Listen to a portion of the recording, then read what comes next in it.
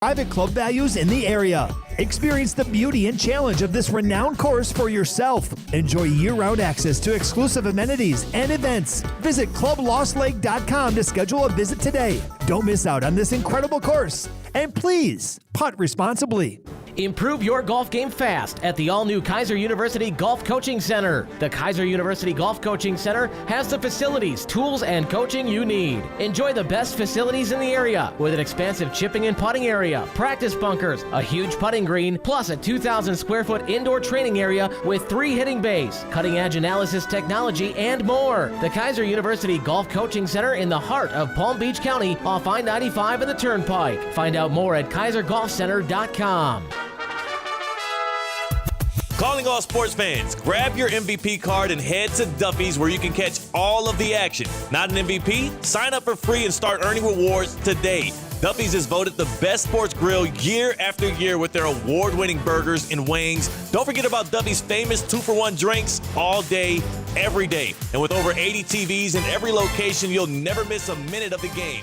Visit Duffy'sMVP.com to learn more. Duffy's, our game is always on. Now, it's time for a little R&R. Ball into the bucket, lays it up and in. Ball game, Rizzo! Live in the Anajar and Levine Accident Attorney Studios, this is Russo and Rizzo on ESPN 106.3. This team is going to be tough when they finally get it together. Sit back and relax. Let Russo and Rizzo take you home. Oh, mercy! Light him up, Colin! Playoff time, it's semifinal time. It's the college football playoff semifinals live from the Orange Bowl, the Capital One Orange Bowl. We're at FanFest right outside Hard Rock Stadium in Miami, Florida. It's Russo and Rizzo on ESPN 106.3. Colin Russo with you. Mike Rizzo helping us out as always with Damian Perez back at the City Play Studios in downtown West Palm Beach on the ones and twos as always. We're here for Penn State, Notre Dame, which is kicking off at 7:30 p.m. Tonight, a big matchup amongst two nationally ranked historic teams that haven't really had the big one in recent memory, who are desperate to get back to the promised land, to get back to the top of the mountain. Well, here's your chance. Notre Dame, Penn State tonight, 7:30. If you've been in a car accident, truck accident, or suffered a slip and fall, my friends Mark Anajar and Glenn Levine over at Anajar and Levine Accident Attorneys are here to fight for you. They don't charge you unless you win. They work tirelessly to get them the maximum compensation that you deserve. Why settle for just any attorney? Demand Anajar and Levine today, because that's the Anajar and Levine difference. Takes just one phone call to take back control of your life. Don't wait for a call for your free consultation today. That's 1-800-747-FREE. That's 1-800-747-3733. Take back control now with Anajar and Levine. So for initial reads here, I've been at FanFest for quite a bit now, is people are starting to trickle in here, and my first thought was that there is a lot more Penn State live and in person comparatively to Notre Dame fans. And on Theoretically Speaking, which you could catch 2 to 4 weekdays on these very airwaves, we talked to Jason Kabinda from Penn State, the linebacker who is 8th all-time in career tackles for the Penn State Nittany Lions, played for the Lions as a fullback as well. He was telling us that Penn State travels well and they have the best fans in the country, and I'm starting to see that here. They're starting to travel pretty well here. Yeah, there's a ton of Penn State fans here, and obviously being a fellow Big Ten guy, I know that they're great fans, and I know that they're great people. So, and even for Notre Dame, I sports hate Notre Dame, but great fans, great fan base, and one of the most historic teams in the country. I think we'll see when we get in. There's probably a little more Notre Dame than we think. Yeah, maybe we're just in the wrong spot. Right. Because Kyle, I was I was circling around, going to the media parking lot, and I saw a ton of Notre Dame fans. So I think it's going to be pretty 50-50 once we get into the building. But to Colin's point, at the FanFest, man, the Nittany Lions are showing out. Taking control indeed. We're over at Hard Rock Stadium. It's probably a breezy 65, 66 degrees. Is this the best weather ever? In terms of prime weather, I'm not sure you could really chalk it up better than this today. So off of that, I'm in a football mood for a college football semifinal. That's tonight. You coming in here, you just rolled in a little past us with the traffic card getting in. Traffic was tough. Hindsight, I should have left an hour earlier. I left my apartment around 1 o'clock, got here at about 2:05, and I didn't park the car until about 3:15. So if you guys are listening, I would get down here sooner than later because the traffic is already bad. And, I mean, of course it is. It's a college football semifinal. quarterfinal at the Orange Bowl at Hard Rock Stadium. So shame on me for not leaving earlier. And I was listening to you guys on the way down. You did a great job with Theoretically Speaking. I was happy that I was able to join the last couple of segments and whatnot. So I'm fired up tonight, Colin. I think tonight is the night I get to watch as the unbiased sports fans. Two great football teams going at it tonight, and a chance for the national championship on the line. And you touched it a little earlier during Theoretically Speaking. These are two fan bases who are looking for that big win. Now, I personally think the last wins that both these teams had were big wins in college football playoff quarterfinals. But to go to a national championship, I think there's something to be said about that. Would you agree? You got to punch your ticket, and you could win the quarterfinal, you could advance, but it's not the same as punching your ticket to the big one. And for two teams that have really been chomping at the bit just to get an opportunity, and things walking in the way, whether it's the subjectivity of the committee for Penn State over in 2016, or you go down the list of Notre Dame dropping one game a year and being an independent and not getting the bid, or playing in the first round against Alabama and getting steamrolled. They've never really had a chance to get out of their own way, get rid of the dark cloud above their heads, both fan bases, in terms of advancing to the next round, punching your ticket, and starting to show some new blood, weirdly enough, in the college football playoff, which has been dominated by the likes of Georgia and Alabama and LSU and Ohio State and so on and so forth, Oklahoma. All these teams have dominated sort of all these games. We need some new blood. We need a new team in there, and one of these two teams will hopefully suffice that appetite. And I think that's why the 12-team college football playoff is so great. We wouldn't have gotten any of these final four teams if it was on the original format. And Colin, you mentioned these teams having their ups and downs in the season. Everybody left at this point has had their ups and downs. Notre Dame lost to Northern Illinois. Penn State lost to Ohio State. Ohio State lost to Michigan and lost to Oregon. And on the Texas side, they couldn't get past Georgia. The only perfect team heading into the playoffs was Oregon, and they got smoked. So I love to bring things around full circle. I think the 12-team thing is great because you wouldn't see any of these teams that are in the Orange Bowl tonight in Notre Dame and Penn State if it weren't for that 12-team playoff. Now, I've never been a Notre Dame guy. I've never been a fan of the program. I don't like the raw. It's we're Notre Dame and you're not. That is what Notre Dame is. That is sort of the vibe that they elicit onto other fans. I don't. But my sister went there. My mother soaked in being the Notre Dame mom. My father and I and the rest of my family did not. And so I've been to a couple of games there. I went to 2 games there, and it's a great spot to go to a game. So that I could account for that. That is great. But the rah-rah surrounding the Notre Dame and the history and the upper class, the button-up mentality that they have, it's a little pretentious. It is. And my question to Notre Dame fans is like, what have you won that you're still acting like that? You know what I mean, partner? Like, usually if you're not in the national spotlight for as long as Notre Dame hasn't been, usually you get a nice slice of humble pie. You didn't really see that with the Notre Dame fan base over the last couple of years. And let's not forget, the last time we saw them in a college football playoff, they barely crossed the 50 against a Clemson team and Dabo Swinney all those years back. So I think it's good for college football that Notre Dame is as good as they are this year and in this game. But at the same time, the fan base is always going to be the fan base. And listen, people say the same thing about Ohio State fans, about Alabama fans, about Georgia fans. That's just what happens when you're a quote-unquote blue blood in college football. Would you agree? I mean, maybe. It's a classy fan base. There's no doubt about that. Classy. It's, of course, a prestigious academic program. It's got a ton of history. It's a great school. There is no doubt about that. But it is pretentious. Let's call it like we see it. Notre Dame fans think they are better than you. It's Michigan has a similar vibe to them that we are Michigan, we are Notre Dame, and you are not. And we are going to rub it in your face. Newt Rockne has been dead for 50 years, and we're still riding on the coattails of his success over in the 20s. So off of that, I cannot write home about their prestigious football history when it has been 40 years since we have seen anything of substance. That's just my take. That's just my 2 cents. They're always pretty good. They're never great. Now, this team has a great defense. Offense still has some questions, but off of that, Weirdly enough, I do think Notre Dame will win tonight because I think just the stars are aligning in terms of the right coach, the right time, the right opponent, the right defense. And ultimately, I think this is going to be a game of who flinches first. And I would waver in the side of Notre Dame in terms of favorability in that regard. You mentioned Newt Rockne and not being relevant and whatnot. That's why it's such a big game. It's such a big game for Notre Dame in the sense of you finally get back to the national championship. I had to ask around. Penn State fan and Notre Dame fan the last time they won a national championship. I wasn't even born from the sounds of it for both of these, and I'm 30 years old, Kyle.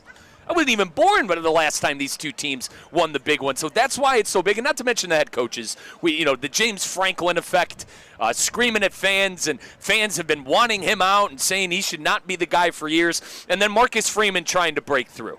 Marcus Freeman trying to win the big game, prove that he's deserving of that big contract that he just signed. I truly, I know I said this already, but I truly cannot wait to watch this game as a neutral tonight. I think it's going to be a good one. A lot to prove on either side. James Franklin has to sort of get out of his own way. And James Franklin's been somebody that finds his own way into headlines for all the wrong reasons, really.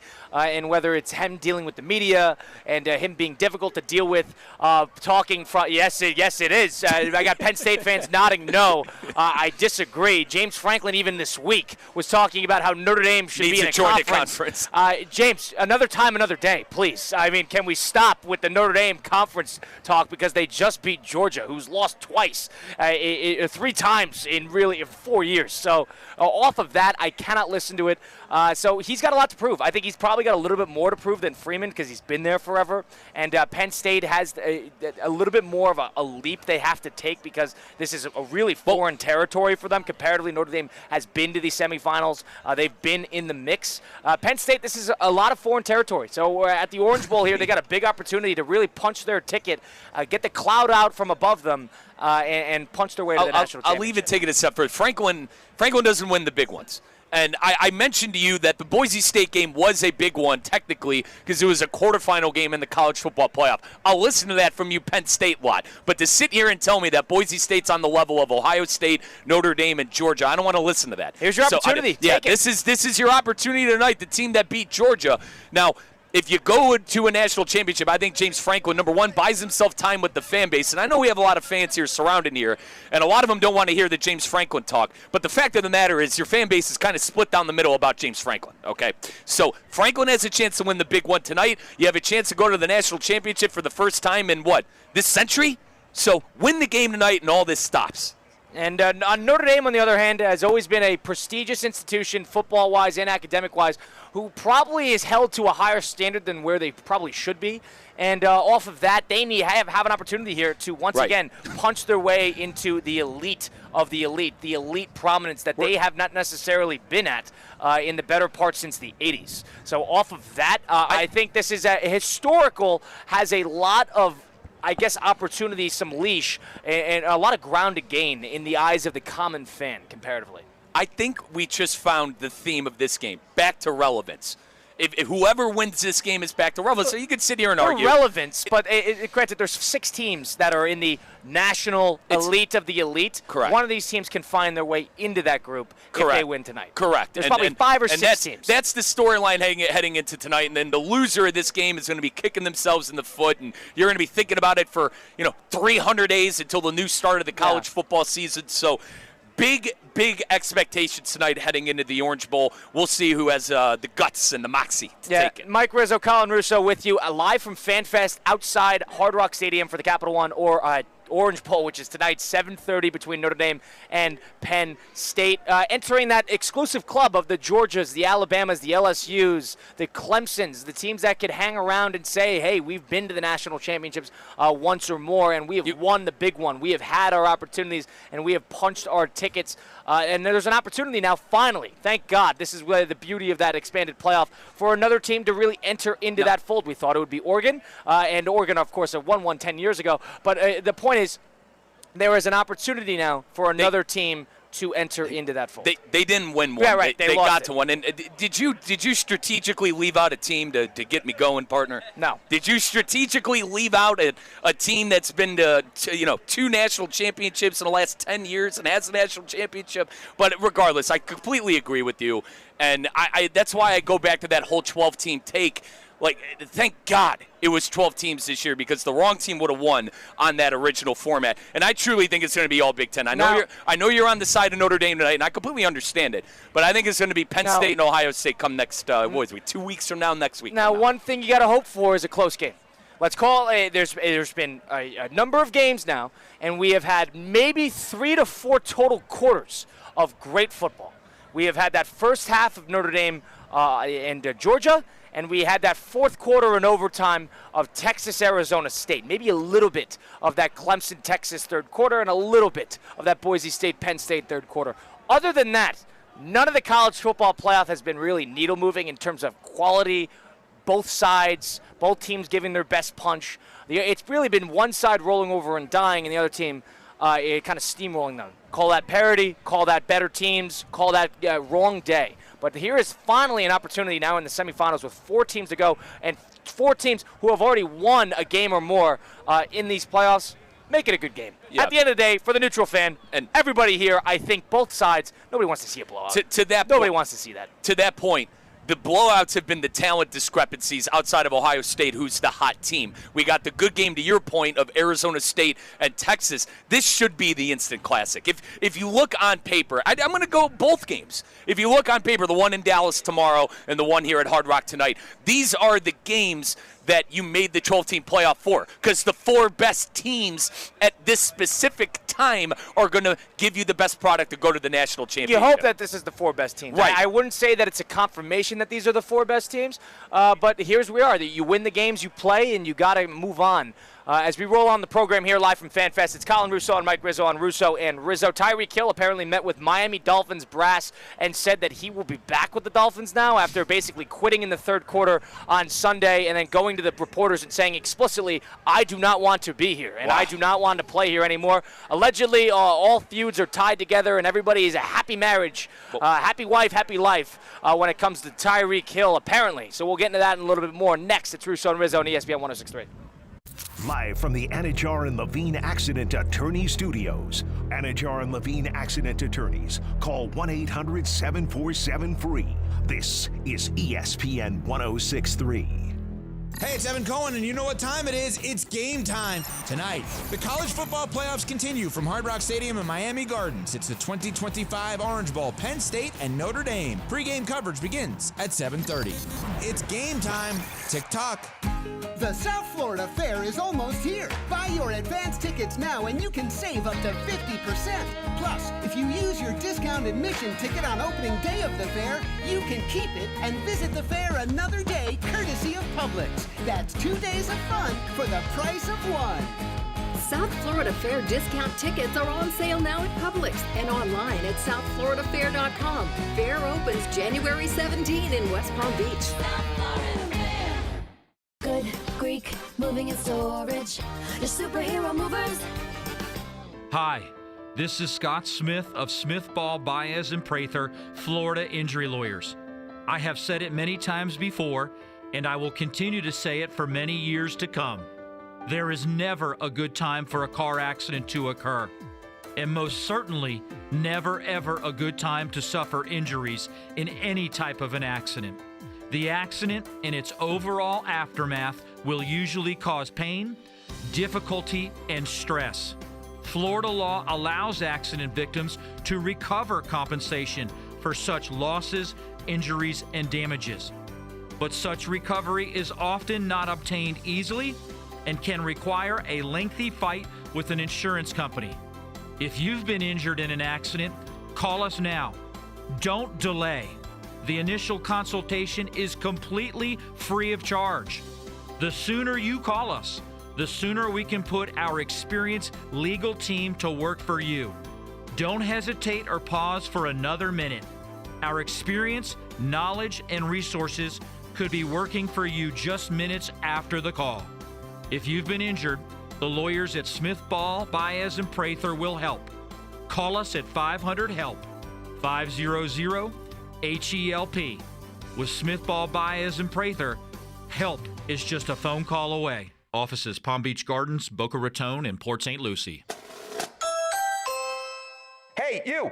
It's me, Evan Cohen, from Unsportsmanlike with Canty and Michelle. That's all. Just wanted to say hi. Call me later. Bye. You've got so many chances to win big on Hard Rock Bet. Even a small bet can bring in that serious cash. All you need is $1 and a dream. Unbelievable. They've hit the parlay. Let's go!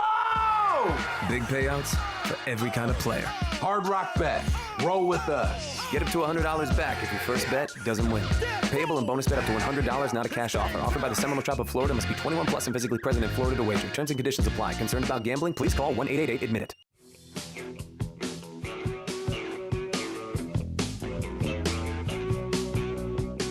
Let's get back to the Anajar and Levine Accident Attorney Studios. This is Russo and Rizzo on ESPN 106.3. We get the first day of a 5-day span where you got 2 college football semifinal games today and tomorrow, and then you have NFL wildcard weekend rolling off there with 2 on Saturday, 3 on Sunday, and 1 on Monday.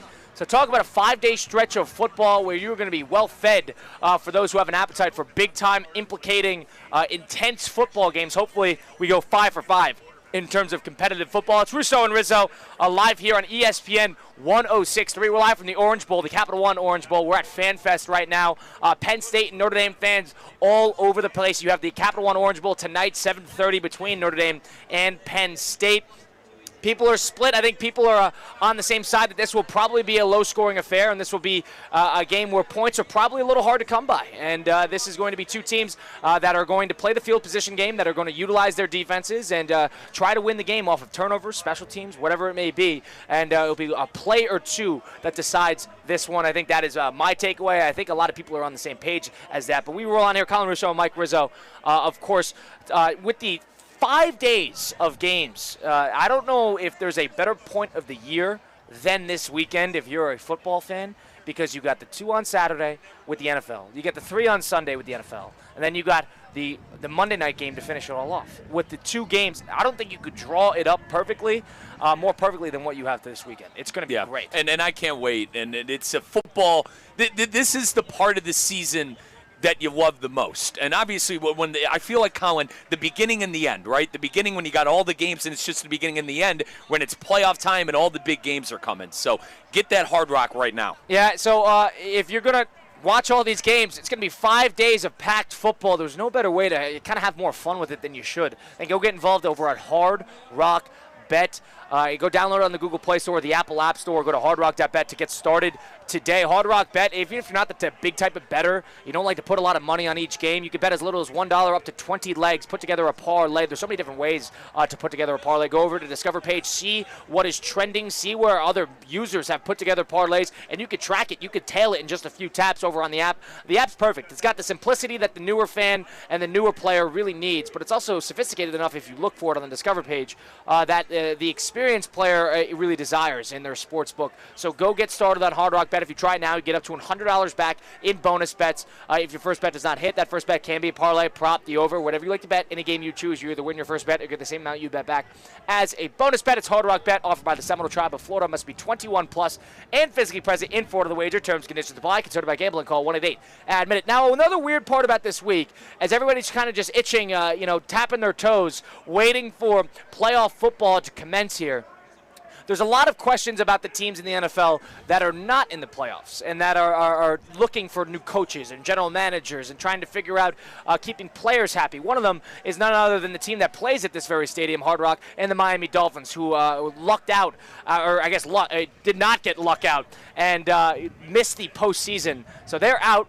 What does Tyreek Hill do? The superstar receiver that left the Kansas City Chiefs all those years ago in favor of a bigger contract and a little bit more notoriety. He is unhappy. Surprise, surprise. A wide receiver in the National Football League is unhappy because of one of 3 things. He's not getting paid enough, they're not winning enough, or he's not getting the ball enough. In this case, Tyreek Hill is not winning enough. He claims he's too much of a competitor. He said this to the media. But now all of a sudden, Drew Rosenhaus goes on, his agent, Drew Rosenhaus, goes on the Pat McAfee show earlier today and says one thing explicitly. Tyreek Hill and the Miami Dolphins are in good standing and a good relationship at the moment, and he is going to be hanging around as the receiver for that team. So all of a sudden, after all of the rah-rah surrounding Tyreek Hill being unhappy in the situation that he is in, it's seemingly all of those problems have been amended in the 48 hours in between, and now apparently he's all happy in Miami. It turns out we could take Mike McDaniel for face value when he said, oh, he was just emotional after the game. Because McDaniel and Chris Greer at a press conference, and reporters were pressing, hey, like, what's going on with Tyreek?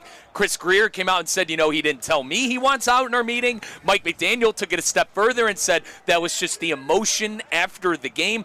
Colin, this is who Tyreek is. Let's not forget that Tyreek Hill was complaining about quarterback play early on in the year. Like, this is what Tyreek Hill is. He's going to speak his mind. He's going to let you know, I'm all mad, I'm all angry, but is it all bark and no bite? And well, it's not all bark and no bite because he forced his way out of Kansas City. And so clearly he's done this before. For the money. Well, he's done this before. And I personally think you can't take the money, and I mentioned it what Dan Orlovsky said 2 days ago on Get Up. You can't take the money and then complain about it. You can't you can't leave the team that's winning championships, take the money and say you want out. So I can't take that serious, and I just think this is what Tyreek Hill is. Tyreek Hill is going to say some things that he doesn't mean, and he's going to be a distraction. And hopefully he's going to be able to put a product on the field that can equal out to dealing with him being a distraction, but at the same time putting up big numbers. You can blame it on quarterback play, blame it on the offensive line, blame it on whatever you want, but Tyreek Hill didn't look like Tyreek Hill this year either, Colin. Well, that's fair, and call it quarterback play if you want. He just wasn't the same offense, wasn't the same player after a year where he probably had the best year of his career. The team was pretty solid, but they didn't do anything in the postseason. He wasn't complaining then. He wasn't complaining to the media about how they're not winning and he's too much of a competitor to not be playing in the AFC Championship every year. He didn't say it then. He didn't say it when his stats were padded and he was a well-fed individual receiver-wise in getting all those yards. He didn't say it then, but now he says it when the team was teetering on the outside in the playoffs and he has a sporadic year offensively. So all of a sudden it's a big problem and I need out and I'm wasting my career and this, that, and the other. This is why I can't take these wide receivers seriously. We alluded to it yesterday, but now Drew Rosenhaus going the other way. I could take this one of two ways. Number one, Miami and him actually, Tyreek Hill actually was sold on a vision from the Miami Dolphins and that he is back bought in, which I think is the less likely of the two. And the other one is I think he's just saving face for the moment as they try to figure out a way for an exit strategy. I don't think this is the right way for an exit strategy. I think for business-wise, there's no leverage involved. So I think maybe that there is some sort of agreement in some sense that says, hey, don't play this to the media. Express your concerns behind closed doors to us, and we'll see if we can accommodate. Colin, I'm never in the department of getting rid of great players. And even though he had a down year, I still think Tyreek Hill is a great player. But my God, I would love to talk to a Dolphin fan and even a person, a coach or someone in the management department for the Dolphins off record. I mean, do you even want this around? Would you want to just wipe your hands clean of the entire Tyreek Hill situation for all the distractions that he is? Is it worth it? That's my question to Dolphins fans. Is the Tyreek Hill nonsense worth it at this point? I would agree that it is. We have a Dolphin fan right in front of us who was saying he's saying no. Yeah. And I tend to agree. Tyreek Hill is the juice is not worth the squeeze when it comes to what he provides you and at the point in time of where the Miami Dolphins are. So off of that, he is not going to take you over the top and force you into Super Bowl contention. He's not doing that. And what he will do is he will be a difference maker anytime he's on the field. He might win you a game or two here and there in the regular season. He's a good postseason player. We know this. But Tyreek Hill is a type that makes a very good team great. He is not the type that makes an okay team great. Leave that to the other major positions on the field. Off of that, I don't think the Miami Dolphins are trending in the direction of a very good team where he could kind of capitalize and elevate them. I don't think that's where they're heading, and I don't think that's where his career trajectory is heading. So off of that, cut your ties, see if you can get a package for him, and ship him off. Ship him off somewhere where he doesn't want to be. Ship him off to the Arizona Cardinals and see how he likes it then. Ship him off to the New York Jets and see if he likes spending the end of his I mean, he might have a no trade clause. I'm not even sure. I don't. And but Colin, off that, good riddance. Get rid of him. Who cares? You know the agent business better than I do. I don't think Rosenhaus would ever let something like that happen. I think he would probably back channel to where he wouldn't, go to an absolute crapper of a franchise. I want to say this too. Tyreek Hill's 30. And you see all these great wide receivers that come out in the draft. They're 22, 23 years old. I'm starting to think maybe we have seen the best of Tyreek Hill. And it's crazy that I'm saying that because him and I are the same age. But putting things in perspective, in NFL age, 30 years old at the wide receiver position, not everyone's Mike Evans. Colin, not everyone's Mike Evans. Not everyone is Keenan Allen, to where you could go deep into your 30s and have success. So maybe we are seeing age catch up a little bit with Hill, and maybe we are seeing the off-field stuff really start to get to his head. I don't think the Dolphins are going to do what we want them to do, in the sense, get rid of it, wipe your hands clean, and trade them. It sounds like they're bowing down to the player. Would you agree? No, I wouldn't. I think they're saving face for the media. 888-760-3776, the number to get into the program. That's 888-760-3776. And I think they're saving face for the media because you're talking about establishing leverage in the trade route. If you're trying to get rid of him, and if you actually want to abide by that and work to accommodate that in a sense, because who wants an unhappy receiver? If he's already paid, how else are you going to please him? So off of that, why let him express his grievances to the media, saying, I do not want to be here, I am too much of a competitor, I am checked out? And then you see the video that came out the other day of Jalen Waddle, who said, Cheetah, are you done playing? In the middle of the third quarter on Sunday. So off of that, it tells me that they're trying to prop him up for a sale. They're trying to prop up the stock before it goes bust. So off of that, I would say they're maybe going to accommodate an exit strategy for him, and whether that happens or not, whether there's any leverage or not, remains to be seen. And that would be my takeaway. Maybe it was a stunt. Maybe Rosenhaus going on there, the best chance of him saving face and to maybe prove to teams that he isn't this big distraction. But, Colin, the writing's on the wall. We know what Tyreek Hill is, and I go back to, is the juice worth the squeeze? And it certainly hasn't been worth the squeeze. I would say the last, 16, 17, 18 games for Tyreek Hill, because this season didn't go like how we thought it was, at least statistically. And I don't know how much stock these guys put in Collins statistically. I think they much rather win games. And I don't know. I think you think Hill is a stat guy. You think he's a stat? Sure, he wants to win, but he also wants the stats too. Every wide receiver is chasing that legacy. But the way I look at this is, you can complain all you want, but Tyreek Hill is a player that elevates an already very good team. Sure. The Miami Dolphins are not already a very good team. They are a okay team. They are in the middle of the pack. They weren't healthy. You could chalk it up as that if you'd like, but they are teetering on the side of good and okay. Yep. He doesn't necessarily elevate them to where they want to be, because Tyreek Hill is Tyreek Hill, being the second highest paid guy on that roster. Everybody's aging out. They have a lot of veterans on that team. I would cut your losses, not deal with the distraction. Get Tyreek Hill out of there. Give us your thoughts. If you're a Dolphin fan and think differently and want to keep him around, or think that this is them finally amending a relationship in one meeting, as Drew Rosenhaus, Tyreek Hill's agent, states, let us know. 888-760-3776. I think this is a no-brainer. Why deal with this? The Dolphins have to deal with enough. He was already a problem earlier in the season. Just cut your losses and move on. Right, and I think maybe the hard part would be trying to get a team to a suitor. Right? I mean, one would think a veteran-ish team that's going for a Super Bowl, but I really don't know if a team would want to take on that headache. And the Dolphins might be stuck. We might live in a world where the Dolphins are stuck with Tyreek Hill, I think even if they want to get rid of him. He offers too much upside. He can elevate, like we said, elevates a very good team to great. And that's the type of team that would come. I'm trying to think in my mind I'm trying to give you an example of a team you might go to. Colin, I'm hard-pressed to find one right now. I'm hard-pressed to find one right now, because all the great teams I feel like that are left have good wide receivers. Maybe Pittsburgh, maybe Mike Tomlin. I mean, Mike Tomlin dealt with Antonio Brown for years, and he was a really big personality. So maybe if someone that could figure him out, it'd be a great coach like Mike Tomlin. Yeah, so there's an option. And they need a receiver. Actually, I just talked myself into it. It is Pittsburgh. They need a receiver. And there's a number of teams. The Baltimore Ravens could even be one, too. Like, teams that they want to elevate onto the next level. Sure.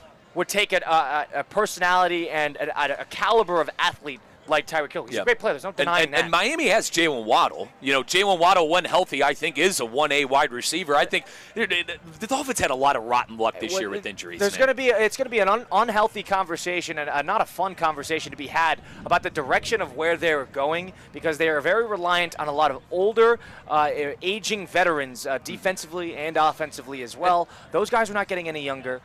Tua Tagovailoa cannot stay on the field at quarterback. He cannot give you 17 games consistently, so that's another problem. Right. And you're not even sold that the head coach, Mike McDaniel, really has that locker room in a chokehold. And he doesn't necessarily have his pulse on each of those players, on that locker room. So off of that, those are three pretty glaring problems you have with the Miami Dolphins right then and there. Yeah, and even up front on the offensive line.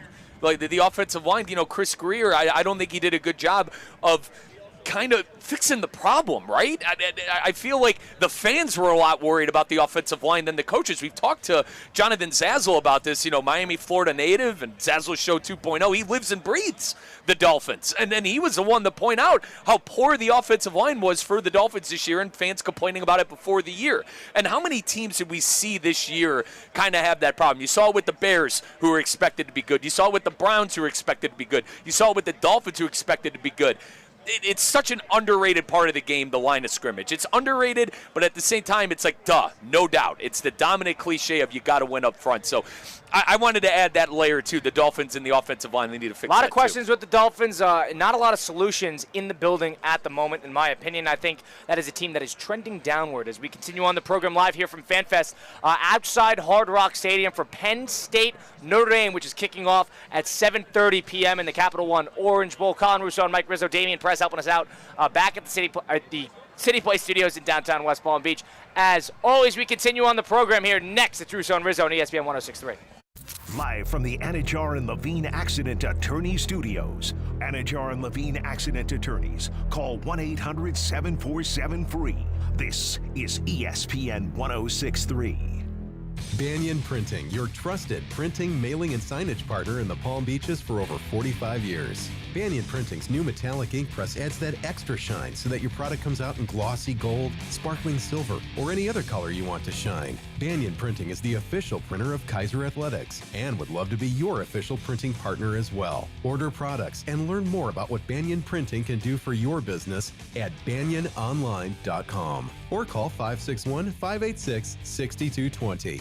Want to accelerate your career as a manager or executive in the exciting industry of sports? Florida Atlantic University's MBA in Sport Management program is ranked #1 in Florida and 10th in the world. Students learn practical and applied skills from top faculty and experts who work in the industry. With a 94% placement rate for all grads, the full-time MBA program sets students up for success in the world of sports. Check out Florida Atlantic University's MBA in Sport Management program today by going to business.fau.edu. We want to see ya in a Greenway Kia.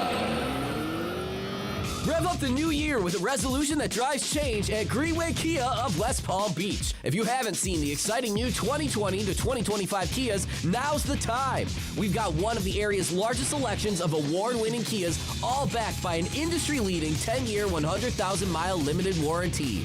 From sleek designs to premium features, advanced tech, and cutting-edge safety, every new Kia is built to give you peace of mind. And if you're ready to drive green, Kia's hybrids, plug-in hybrids, and electric vehicles offer fewer emissions, lower maintenance costs, and the same fun driving experience you expect. Greenway Kia of West Palm Beach, where more Kias hit the road every day. Call 800-NEW-KIAs or visit GreenwayKiaWestPalmBeach.com. We want to see ya in a Greenway Kia. Warranty is a limited powertrain warranty. See Kia.com or retailer for details.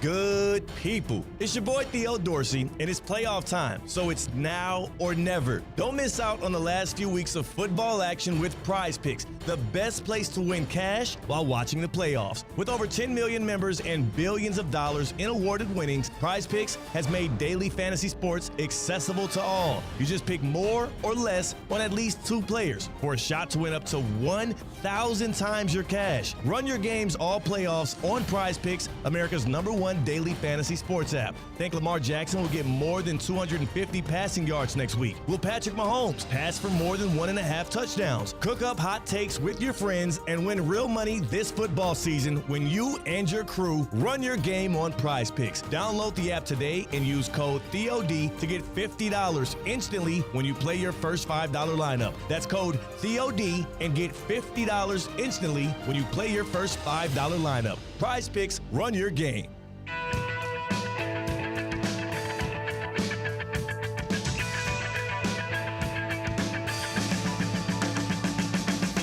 Let's get back to the Anajar and Levine Accident Attorney Studios. This is Russo and Rizzo on ESPN 106.3.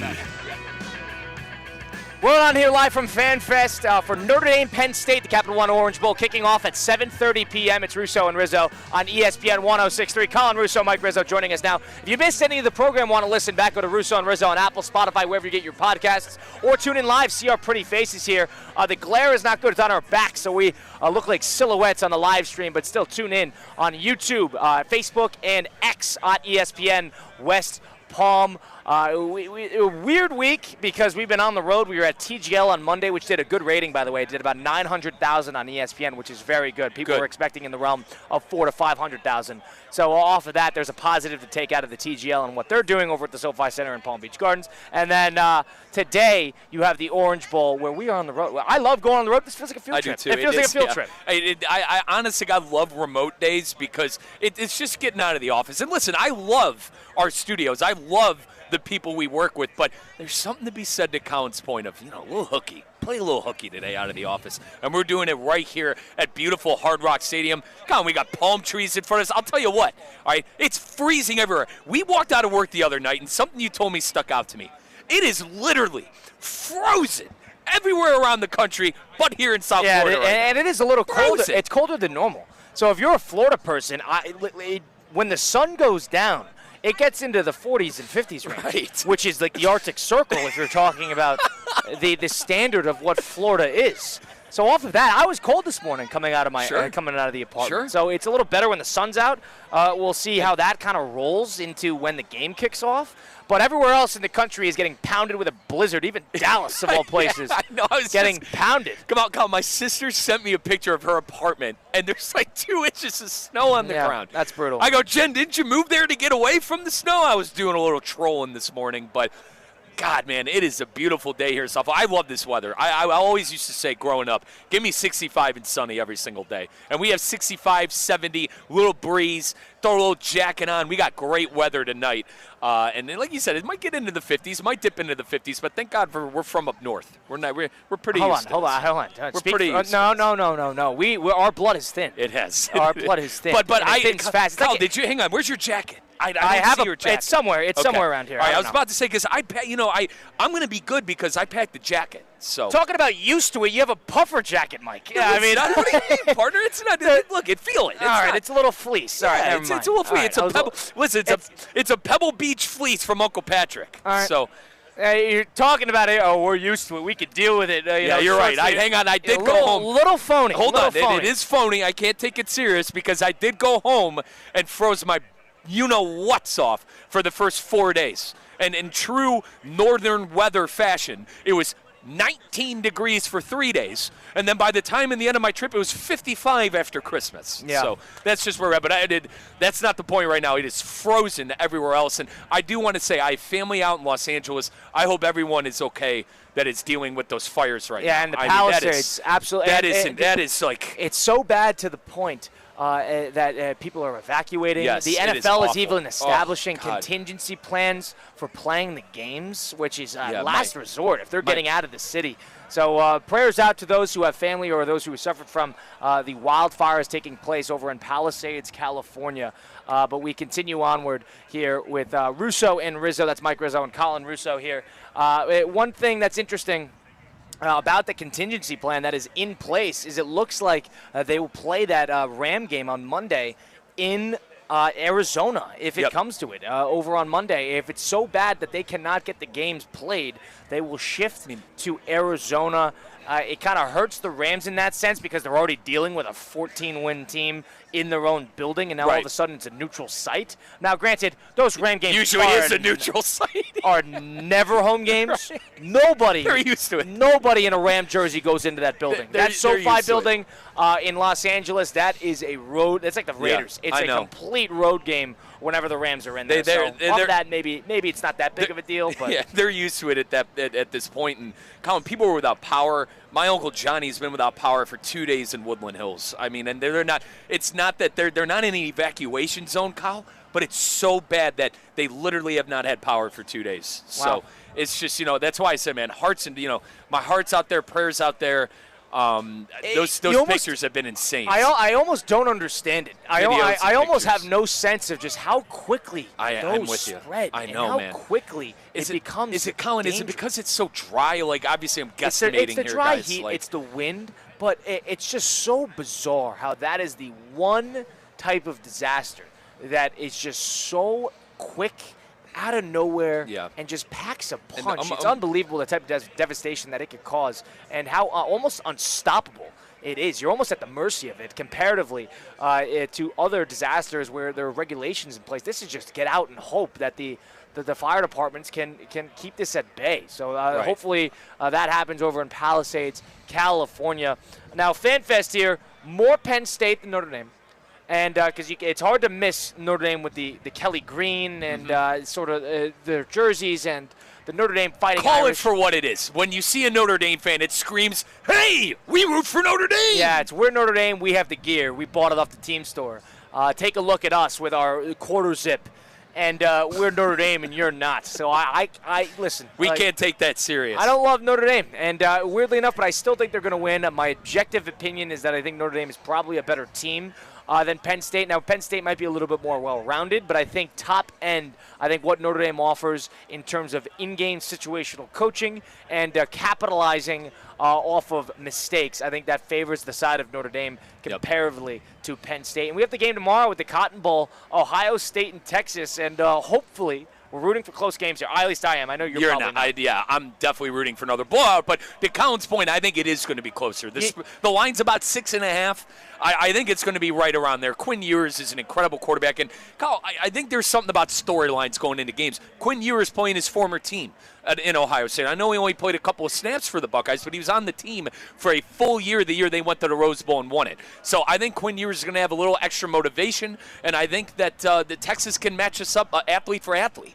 You know, they got great corners. They got a great defensive line. They match up better because they're better in the line of scrimmage and they're better in the secondary, which is what Oregon wasn't good at. So that Ohio State capitalized on dominating the line of scrimmage, taking advantage of Oregon's bad offensive line and killing that secondary. Texas is not really going to roll over and die as much. Their offensive line is a little shaky, but it's not as bad as Oregon. And maybe you worry a little bit about Sarkisian. I've seen some people on social media, and even you have said it before too, Kyle. They can't close out a game. They don't put you away, but he's a good play caller. He's a great play caller. He is, and I think Sark is the guy for that job. This isn't me saying that Sarkisian is a bad coach and Texas got the wrong guy. Listen, that guy they got the #1 recruiting class going into next year, and they're in the semifinal for the second year in a row. Sark's a great coach, but you think a little bit about how they haven't been able to close out games, and then quickly, I know I'm rambling here.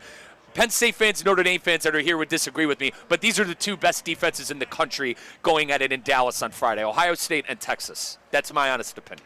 4 great defenses, though, in unison in the Final Four, so that goes to show that the offense can only take you so far. If you cannot stay in front of a parked car, then you're going to have issues. Who's the offensive juggernaut? It's really Ohio State, right? I mean, Penn State's not a juggernaut. The Fighting Irish, they got a great run game. That's not me taking anything away from their line. There's no great offense other than probably Ohio State at their best. Right. And we've seen them at their worst throughout the year. Is that an Ohio State fan over there? What is an Ohio State fan we're everywhere. doing here?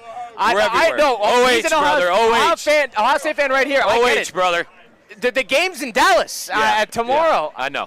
So maybe they're in the area, want to go enjoy college football playoff game. I get it. But I've seen a number of Ohio State fans here. What are they doing here? I mean, bro, we're everywhere. We're everywhere, Kyle. I had a Notre Dame fan yelling at me. Yeah. Win a national championship. Come talk. We don't need to deal with this at the moment. We got to make some picks against the spread a little later on in the program. But in the meantime, talking about trade rumors, we'll get into this really quickly. Is what's going on with the Miami Heat and Jimmy Butler now allegedly forcing his way out, and now he's making demands. Just jumping ship here to the NBA and what's going on, because in the spirit of Tyreek Hill trying to force his way out of Miami, let's go across town to the Kaseya Center, and Jimmy Butler trying to force his way out of town, because Jimmy Butler is somebody who is being paid an abhorrent amount of money, is looking for another extension, and has been playing sparingly in the meantime. And now Pat Riley and company and the brass are not budging at Jimmy Butler's requests and demands in order to accommodate him. So now teams like the Suns have been floated out, and he doesn't want to play for the Grizzlies all of a sudden. He doesn't want to play in a small market. So now Jimmy Butler is making demands on where he wants to go. And if he really wanted to get out of there, he would, bottom line, get your way out of there no matter what. Kyle, quickly, I know we're going to break, but you got Tyreek Hill, a nightmare for the Dolphins, and you got Jimmy Butler, a nightmare for the Heat. Two of the same. Two peas in a pod. Jimmy Butler's two done. peas in a pod. Well, Jimmy Butler's done more for Miami, the Heat, than Tyreek. Oh yeah, no, there's no argument there. But I mean, you said it all earlier in the week. You complained everywhere you've been. You forced your way out of everywhere you've been. And Eric Spoelstra, the best coach in the NBA, everyone says. Pat Riley, Hall of Fame GM, one of the best GMs ever do it in the history of the league, has had success with everything he's done in basketball, and you can't find a way to make it work. Can't take that serious. Yeah, so if the Suns really go make a move for him, I don't know what Pat Riley would be thinking there if he decided to go get Bradley Beal, because what, are you going to go get disgruntled superstar A and trade him for disgruntled superstar B? It's like someone's Heat fan was explaining to me the other day, no names please, oh, well, Bradley Beal doesn't want to. You don't want Bradley Beal, okay? You don't want that nightmare as well. And what, you're going to trade him to Phoenix? Phoenix has no money. And he has no money. How's Phoenix going to, if you're going to trade Jimmy Butler to Phoenix, well, they can deal with it. Hold on. What's a contract? They're getting rid of Bradley Beal, so that's money off the books. So off of that, they could probably afford the extension. But okay, fair enough. I don't know enough. But do you want to pay Jimmy Butler? That's another. You don't trade for him unless you're going to pay him. You don't trade for him unless you're going to pay him. You're going to give Jimmy Butler, what is it, that $60 million max for 5 years? No, it wouldn't be that. It would be a 2 or 3 year deal for about $116 million. So you're paying him the near part of $60 million a year for a 36-year-old star at that point. Not sure if that's worth it. But if you're Pat Riley, if you're convinced that he's going to trade disgruntled superstar A and go bring disgruntled superstar B, who has forced himself out of a franchise already, into the fold in Miami and not get a pretty penny in exchange for it, you are lost. You need to get your head examined. I would be blown away. They would need to give them an offer they cannot refuse as they work to accommodate and get Jimmy Butler out of there. This is the worst spot I think the Heat have been in since LeBron and the Big Three left. They don't have that 1A star. Butler doesn't want – now, they have Butler. He could be, but he doesn't want to be. I love Hero. I love Adebayo. Sure, they could be a 7th seed. Sure, they could be a 6th seed in the playoffs. Maybe they even win a playoff series. But they have been the 7th and 8th seed in the postseason. They had that 1A star in Butler who put them on the next level in the playoffs. Would you agree? Yes, they don't have that. They don't have that. Well, you don't know what Hero's averaging 25 points a game. He's averaging 25 points a game. Hold on. With Boston, though, you got Jason Tatum and Jaylen Brown. In Cleveland, you got Donovan Mitchell and Darius Garland. They're not on that level. I know. I don't think Miami today with Butler is there. So if they're not there now, they're not going to be there after they trade him. So there's that. But I understand the point. They're a little, they need a 1A. They need a 1A. Ceilinged out, but I think you're going to have to look elsewhere. It's not going to be what Butler offers, and you're not going to be able to bring in somebody in exchange for Butler that makes it all the worth it. We got to make some picks against the spread next. Maybe we'll make a pick in today's game. It's a pick'em over on Hard Rock Bet. Christian Catt and Theo Dorsey took Penn State in the pick'em on this one. So we'll continue on the program here. Here live from FanFest from the Capital One Orange Bowl. It's Russo and Rizzo on ESPN 106.3. Tired of being sidelined by a sports injury? Get back in the game with Baptist Health Orthopedic Care. Whether you're a professional athlete or even a weekend warrior, you can get back to doing what you love with our compassionate orthopedic team. Experience a new level of care and get back to your best. Welcome to being treated like a pro. Make an appointment today at baptisthealth.net/ortho or call 833-556-6764. At St. Lucie Battery and Tire, batteries came before tires. We've been selling and servicing all types of batteries for over 50 years. So when you need a battery for nearly anything, we have it, as well as the fast professional installation you need. We carry premium batteries for all your needs: automotive, commercial, marine, RV, and specialty. We also offer delivery and on-site installation, serving our customers quality products for over 50 years in the home of honest, reliable service. Go to slbt.com and book your next appointment. It's ESPN 106.3, your home for live sports presented by Hard Rock Bet. Home of the Miami Dolphins, Miami Hurricanes, and all of the biggest football matchups throughout the week. Hard Rock Bet, it's Florida's official sports book. Try Hard Rock Bet now and receive up to $100 back in bonus bets if your first bet does not win. Hard Rock Bet, roll with us. It's offered by the Seminole Tribe of Florida. Must be 21 plus and physically present in Florida to wager. Terms and conditions apply. Concerned about gambling, call 1-888-ADMIT-IT. Texting enrolls you into recurring automated text messages. Consent not required to purchase. Message and data rates may apply. Hey, Dan, how you doing? Haven't seen you around the gym. Yeah, I've really fallen off. Since I turned 40, I just don't get the results I used to get. Could be lower testosterone. I went through it a while back. I got Nugenix Total T, and it's made a huge difference for me. I've seen that ad on TV. Is it for real? Oh, yeah. The key ingredient is something called Tesnor, which helps boost free and total testosterone levels to help you trim up and stay lean. And it's made a difference for you? Man, I feel like I'm in my 20s again. At work, in the gym, and in the bedroom. Are they still giving out complimentary bottles for people to try it for themselves? Yeah, you just need to send them a text. Text BREAK to 42424 right now for your complimentary bottle of Nugenix Total T. Plus, text now and we'll include a bottle of Nugenix Thermo, our most powerful Fed incinerator ever, to help you get back into shape fast, absolutely free. Text BREAK to 42424. That's BREAK to 42424. Products and statements have not been evaluated by the FDA. These products are not intended to diagnose, treat, cure, or prevent any disease or illness. Calling all sports fans, grab your MVP card and head to Duffy's where you can catch all of the action. Not an MVP? Sign up for free and start earning rewards today. Duffy's is voted the best sports grill year after year with their award-winning burgers and wings. Don't forget about Duffy's famous 2-for-1 drinks all day, every day. And with over 80 TVs in every location, you'll never miss a minute of the game. Visit Duffy'sMVP.com to learn more. Duffy's, our game is always on. Anajar and Levine. Call 1-800-747-FREE. That's 1-800-747-3733. ESPN 1063. WUUB Jupiter, a Good Karma Brands radio station. Hey, this is Evan Cohen. Listen to Unsportsmanlike with me, along with Michelle Smallman and Chris Canty, weekdays 6 a.m. here on ESPN 1063. Unsportsmanlike with Evan, Canty, and Michelle. Unsportsmanlike. Hey, it's Evan Cohen, and you know what time it is. It's game time tonight. The college football playoffs continue from Hard Rock Stadium in Miami Gardens. It's the 2025 Orange Bowl, Penn State and Notre Dame. Pre-game coverage begins at 7:30. It's game time. TikTok. Kaiser University's flagship campus, the 100-acre residential campus at 2600 North Military Trail in West Palm Beach, extends Kaiser University's educational offerings to over 100 degrees in the heart of South Florida. Kaiser University also has an athletic program with 20 national championships, including the 2024 Women's Swimming and Diving Championship and 2023 football, lacrosse, and men's swimming and diving titles. Visit KUSeahawks.com for the latest. As market dynamics change, the quality of service you receive from your accounting firm shouldn't. Anshin Accountants and Advisors take the time to get to know you and your unique circumstances to help resolve complex issues and develop innovative tax and accounting solutions tailored to meet your goals. If you're a high net worth individual or business owner eager for a strategy to maximize tax savings, let Anshin deliver where others can't. Visit anchin.com. Anshin Accountants and Advisors, recalculating what's possible.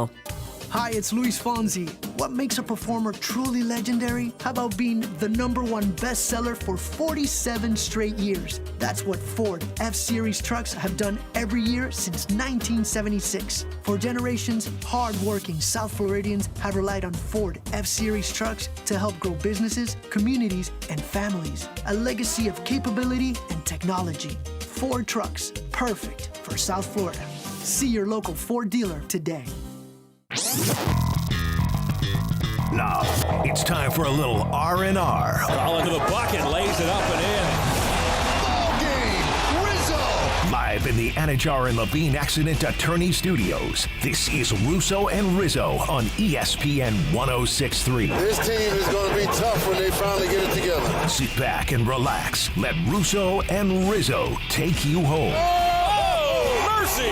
Light him up, Collins!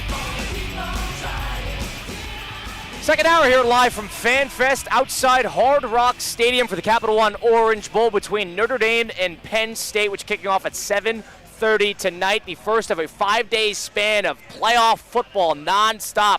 You got the Orange Bowl today, the Cotton Bowl tomorrow, and then the wild card weekend following that, 2 on Saturday, 3 on Sunday, 1 on Monday. So you got plenty of football to look forward to, and more importantly, we're live here at Hard Rock Stadium for about 60 degrees and breezy. The sun's going down. It's getting a little chillier, but it's perfect football weather. All the Penn State fans have traveled well, and we will see what happens and who's going to punch their ticket into national prominence, enter into the exclusive club of national championship caliber teams, two teams that have probably teetered on the outside of that, that are looking to punch their way into that door. Here's your opportunity tonight, 7:30 on that one. It's Colin Russo and Mike Rizzo with you on Russo and Rizzo up until 6 p.m. Theo Dorsey, on Theoretically Speaking, was on before us. He's doing the hosting over here at FanFest, so he's out and about, bouncing around. Christian Cat, of course, our Penn State alum, our interior Penn State fan. Everybody's on the same page that this will be a low-scoring affair. Do you agree with that, Mike? Yeah, I predicted on Theoretically Speaking, I believe the score of 21-17, Penn State. So I think it will be that. I think that a late touchdown by Drew Aller and Penn State's going to do it. I'm talking myself into a good game, right? I think a late drive by Penn State is going to do it, and I think we're going to be in for a thriller tonight. But yes, low scoring. Low-scoring affair, points hard to come by, a game of a few plays. We will see what happens then. We got to make some picks against the spread where we have punchline picks, which is where Mike and I as a team make picks against the spread and go directly against Theoretically Speaking, Theo Dorsey and Christian Cat, and we track the record. We're going to track it up until the end of the year, and the loser is getting on stage and doing some stand-up comedy. Christian Cat, new rules for this week. We usually do 6, but since it is playoff football, there are fewer games to take. There's fewer sides to take. We don't want to be taking the same games and the same teams and just do it for the sake of it. So we're going to be new rules for the playoffs.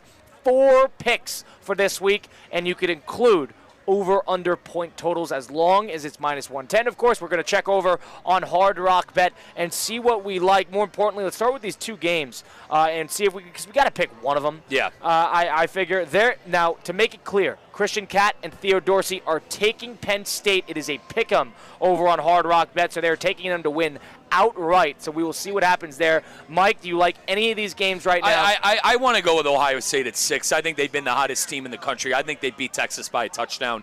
But it sounds like you want to root for a good game there. I mean, we could take Ohio State if you want to ride with it. I'll do it because Ohio State's been firing and Texas has in a way been faltering. Here's the thing. C-Cat's going with his team that's left. I think we go with my team that's left. And they haven't really – I think every single time They're locking it. I don't say we lock it. No, we don't lock it. We'll take the Buckeyes with 6 and we don't lock it. Are we interested in taking the over-under tonight? Are we interested in taking the under in this game? The over-under, by the way, 45. It's -110 on the under if you're interested in that as well. I would take the under. I think we go under and the Buckeyes -6, according to Hard Rock. Under and the Buckeyes -6. Now go to the NFL side of things. We have Wild Card Weekend coming about here. What are the lines that we like on the Wild Card Weekend? So and here are the lines. It's the first game, the Chargers in Houston. It's the Chargers favored by 2.5 on the road. Is there anything? Is there something that sticks out to you? Is it time for Houston? I would take the Chargers there, but let's continue on. What's that? Pittsburgh line? plus 9.5 at Baltimore. Pittsburgh plus 9.5 at Baltimore. Continuing on the line, Denver plus 9 at Buffalo. Denver plus 9 at Buffalo. Green Bay plus 5 at Philly. Washington plus 3 at Tampa Bay. And then the game where we're not sure where it's going to be. It could be in Arizona. It could be in Los Angeles. Minnesota and the LA Rams. And Minnesota and the Rams are getting 1 plus 1. The Rams are the quote-unquote the home team. Like we said, it might not be. But that doesn't one really thing matter. to keep in mind is last year in the wild card round, 5 of the 6 games were over 14-point deficits. They're double-digit deficits in 5 of the 6 games. So we got to find the winner. All we got to do is find the winner. You got to find a couple winners here and a lock. We got 2 picks down. We're taking Ohio State, giving up the 6.5 points, and we're taking the under in today's game, 45.5. Is the number to beat, to stay under in that one. I like the under there. I think this game will be low scoring. Now, on the NFL side of things, I would take the Chargers. Okay. If that's the one I like of all of them. I think Houston has been trending downward, and that is never a game that they win. And I know they had a bad loss in this specific game last year, but being home, Chargers are trending upward. They're playing well. I think Herbert needs to get rid of that dark cloud that was that 2 years ago game against Jacksonville where they blew that 27-point lead. Right. I think this is a winning formula that they have in Los Angeles. I would take them with the 2 points there. Do you like that? You've sold me, and I think the Chargers are better at the line of scrimmage. The Chargers definitely have the better offensive line, and in my opinion at least, the better defensive line. And what's that one thing I've had complaints about with the Texans all year? It's been that offensive line not protecting former Buckeye C.J. Stroud. Let's go with the Chargers. I think Harbaugh makes it a staple win to his first year in L.A., securing a playoff victory on the road. Give us the Chargers. Chargers in that one. All right, so we have 3 picks down. We could take overs and unders, too. Yep. So if you like an over and under here, we could take advantage here. I'm not necessarily a fan of over and under, Scott. Usually it's just like taking the game. But I think it makes sense for tonight. Now, can I sell you on Tampa Bay giving 3 points at home to the Washington Commanders? Okay. -3. Okay. -3. We've been Baker Bros all year. Now, they didn't cover for us last week. There is something to be said about that. They did not cover that big line against the Saints. I'm thinking rookie quarterback on the road. They played there the first game of the season, and they lost. That was Washington losing the first week. Kyle, is there something there, or am I reaching? Sunday Night Football, I don't know if I love that pick. Washington, it's a team that's firing right now. They got a lot. They don't have a lot to lose. They're just kind of going to go out and fire. Okay. I don't hate it, but let's I'd be keep it on the back into burner. it. Okay. Let's keep it on the back burner. I can be convinced into it. I'm going to give you another one that I like. Philly -5. I think Green Bay, if I had to pick 2 teams, one from each conference, I told you the Steelers are reeling, and I think Green Bay is reeling. Green Bay is going to be out there, their top wide receiver, Christian Watson, as well.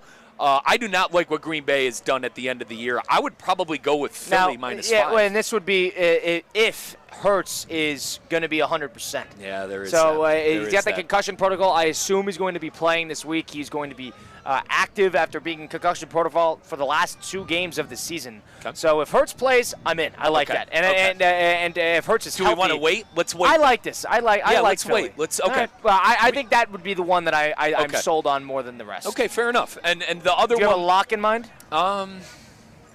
God, you don't want to ask me my lock. What's the other one that you like? I was going to say Buffalo -9. I don't buy Denver. You like Denver more than I do, though. Denver's coming off a good. I mean, like it was a walkthrough against Kansas City.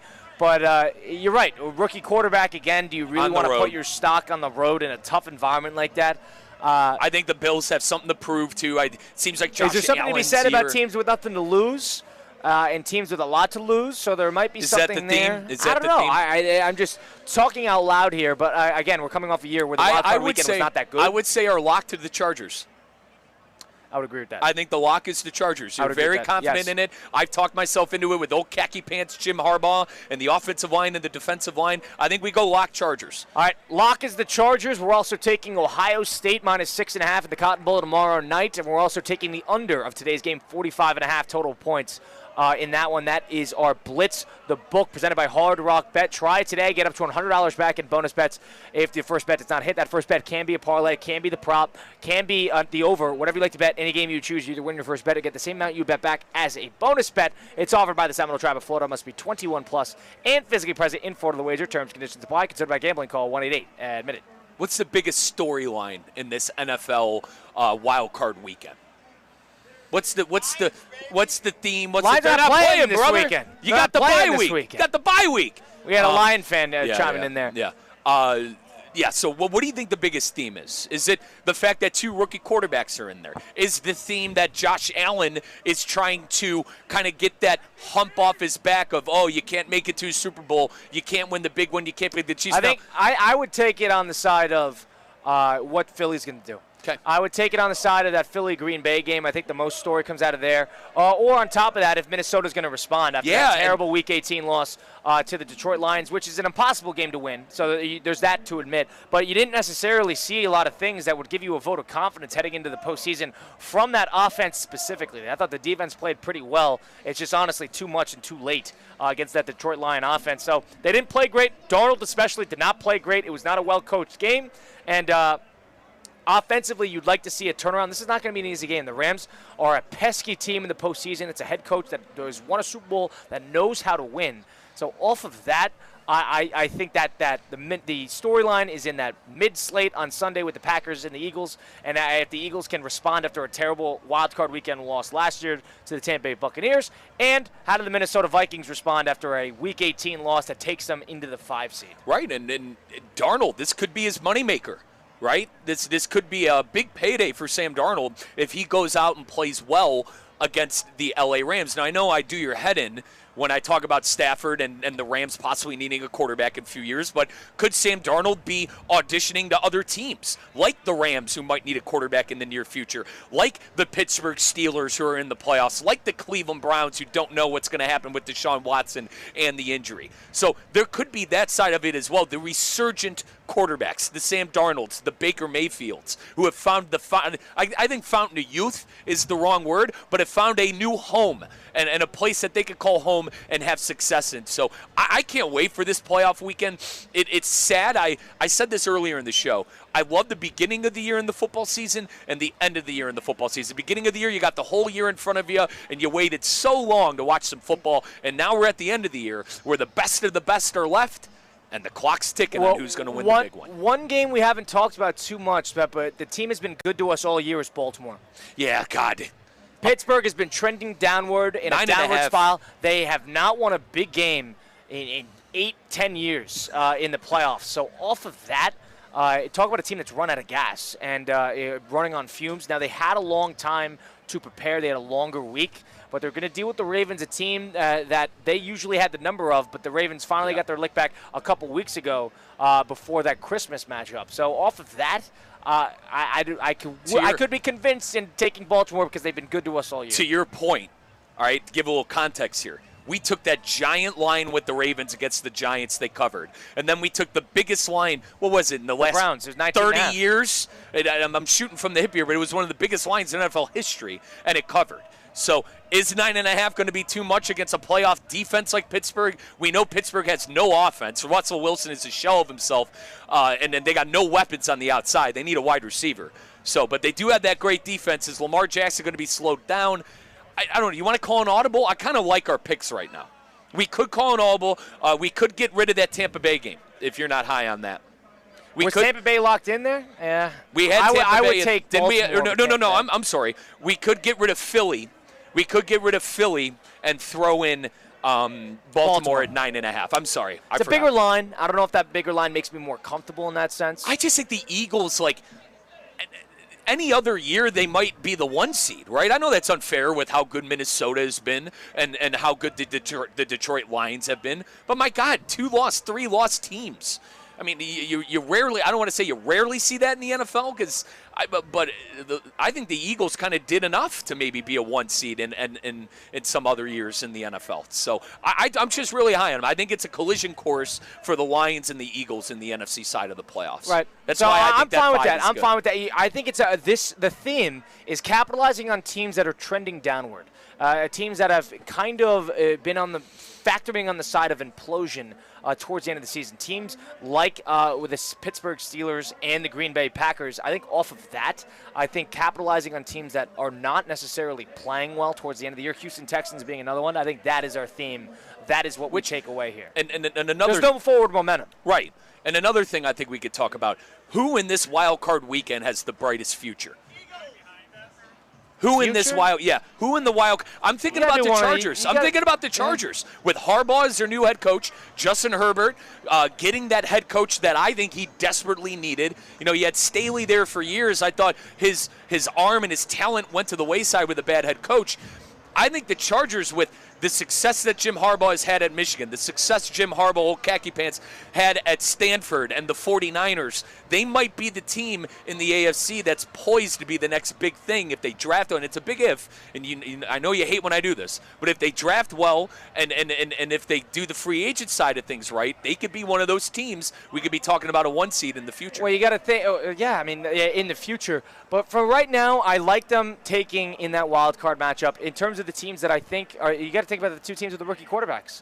That's the window. That's Right. that's the glorified window. You're not paying your quarterback all that much money. You could capitalize everywhere else. And if you already have winning programs, winning teams that could get into the postseason all for the first year, all right, well, now you know what works. Now you know what doesn't. Let's start to build and put the pieces in the right spot as we build into next year. Point, so Washington and Denver, too. And Bo Nix, to your point, Sean Payton, if I'm going to sit here and wax poetically about Harbaugh, Payton's a Super Bowl winning coach. So I definitely like that choice as well. Yeah. So those were our picks on Blitzing the Book, presented by Hard Rock Bet. We're going to take the under in today's Capital One Orange Bowl between Notre Dame and Penn State. And we are going to take Ohio State, giving up the points tomorrow in the Cotton Bowl. That is -6.5 in that one. Our lock is going to be the Chargers. Is it -2.5? Yes, -2.5 on the road at Houston. -2.5 on the road at Houston. They're a favorite for a reason. I think the Chargers are trending upward, and the Houston Texans are, despite how they played in that first couple drives against Tennessee last week of the season, are trending downward. I think that team is trying to figure out internally what's going wrong after that great season last year, and I think that includes the quarterback position, includes the coaching staff with Bobby Slowick, D'Amico Ryans and company. So I think they have a little bit of soul-searching to do. I don't think that all their focus is on this game. So off of that, I like the Chargers there. And our last game was going to be Philly -5.5. No, just 5. Just 5? Yep, just 5. Just 5 against Green Bay at home. Green Bay, another team, trending downward. Hadn't really played well since that the New Orleans Saints Monday Night Football game. They couldn't do it against Minnesota. And then the last week of the year where it didn't really matter, I understand, against Chicago. I think the key to them is if you stop the run, you stop the team. And you said it perfectly there. And Philadelphia has one of the best defenses in the country. I basically call them the University of Georgia with all the Bulldogs they have on that side of the ball. So I think they'll be able to stop the run and cover that 5 points. Go download Hard Rock Bet today. That's where we got our lines. It's where you should get yours, especially with some college football and the NFL wildcard weekend kicking off this weekend. 5 days of 5 big-time matchups coming up, or more than 5, I should say, with the entire weekend up ahead. It should be a whole lot of fun. The Cavs and the Thunder played yesterday in the battle between 2 1 seeds. The Cavs, weirdly enough, they had 3 losses the week of Thanksgiving, twice to the Hawks in a row even. And they lost to the Celtics too. Other than that, they are 30-1 the rest of the season. It's bizarre because nobody is talking about how good they have been. But we'll give our keys to the game in the Capital One Orange Bowl, and we'll give our thoughts on why nobody really cares about what's going on with the Cleveland Cavalier game in the Oklahoma City Thunder game, which was apparently an excellent game. I was not able to catch it, but it was an excellent game as far as we have seen. We'll continue onward here. Russo and Rizzo, ESPN 106.3. Live from the Anajar and Levine Accident Attorney Studios. Anajar and Levine Accident Attorneys. Call 1-800-747-FREE. This is ESPN 106.3. What's the Anajar and Levine difference? When you're injured in a car crash, we focus on your case so you can focus on the one thing that matters most, getting better. I'm Glenn Levine with Anajar and Levine. We'll fight to get you the maximum compensation you deserve. Call our legal team right now for a free consultation. 1-800-747-FREE. We'll help you take back control of your life. Call 1-800-747-FREE. That's 1-800-747-3733. In office, West Palm Beach. The South Florida Fair is almost here. Buy your advance tickets now and you can save up to 50%. Plus, if you use your discount admission ticket on opening day of the fair, you can keep it and visit the fair another day courtesy of Publix. That's 2 days of fun for the price of one. South Florida Fair discount tickets are on sale now at Publix and online at southfloridafair.com. Fair opens January 17 in West Palm Beach. Progressive's Auto Quote Explorer lets you easily compare direct rates from different insurance companies, so you can be confident you're getting the right one, even if it's not with Progressive. Way more confident than you were when you tried online gaming. Who knew 12-year-old boys could be so mean? And where did they learn to swear like that? 2 hours of losing to these underage trash talkers, and you're starting to question if maybe you really should stick to pickleball and other boomer stuff. So use Progressive's Auto Quote Explorer and be confident you're getting insurance that's right for you. Progressive Casualty Insurance Company and affiliates. Not available in all states or situations. Prices vary based on how you buy. No 2 people learn the exact same way. So how did Babbel become the award-winning language learning app? We thought of you. All of you. Take Sierra. As a visual learner, she uses Babbel's wordplay videos. Today I'll share a quick lesson on shopping in French. Merci beaucoup. Keith is a be in the room with real people kind of learner, so he loves the live online classes with our language experts. Okay, class. Vos está pronto. Estamos prontos. However you learn, Babbel makes it easy. Try Babbel for free at babbel.com. BABBEL.com. We want to see you in a Greenway Kia. Rev up the new year with a resolution that drives change at Greenway Kia of West Palm Beach. If you haven't seen the exciting new 2020 to 2025 Kias, now's the time. We've got one of the area's largest selections of award-winning Kias, all backed by an industry-leading 10-year, 100,000-mile limited warranty. From sleek designs to premium features, advanced tech, and cutting-edge safety, every new Kia is built to give you peace of mind. And if you're ready to drive green, Kia's hybrids, plug-in hybrids, and electric vehicles offer fewer emissions, lower maintenance costs, and the same fun driving experience you expect. Greenway Kia of West Palm Beach, where more Kias hit the road every day. Call 800-NEW-KIAs or visit GreenwayKiaWestPalmBeach.com. We want to see ya in a Greenway Kia. Warranty is a limited powertrain warranty. See Kia.com or retailer for details.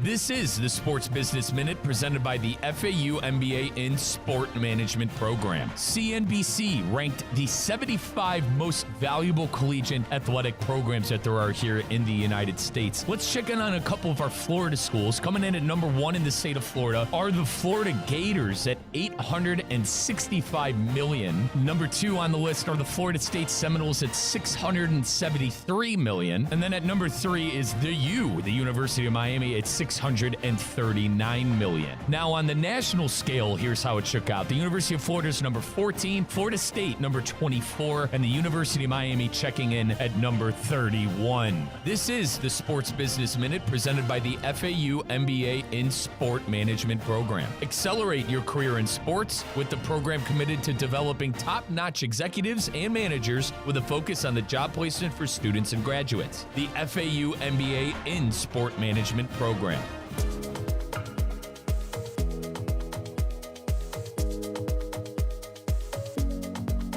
Let's get back to the Anajar and Levine Accident Attorney Studios. This is Russo and Rizzo on ESPN 106.3. Rolling on here live from FanFest outside Hard Rock Stadium. It's Russo and Rizzo on ESPN 106.3 here for the Capital One Orange Bowl, kicking off at 7:30 p.m. between Notre Dame and Penn State, two teams vying on the outside of really the elite of the elite in college football, looking to punch their way in, punch a ticket into the national championship. Here's an opportunity, get the dark cloud from above you that we can't win a big game that everybody else lauds on these two programs. Here's your opportunity to elevate into a new level. So that game will be 7:30. We took the under 45.5. Mike is leading on the side of Penn State. I am leading on the side of Notre Dame. But should be a fun one in store over at Hard Rock Stadium. The NBA had a good day yesterday. It did. Because it seemed like that great, the Cavs Thunder, which I wasn't able to catch. I was at a high school game instead. But it seemingly was an excellent game because 30 lead changes between the two top teams at 7 o'clock on ESPN. I wonder what the rating was. And also two teams that people are saying finals preview and the whole thing. Right. The Cavs are 30-1 outside of 3 losses they suffered the week of Thanksgiving. 3 losses the week of Thanksgiving. This is Golden State Warriors in 2016 level pace, and nobody is necessarily part of it's the market.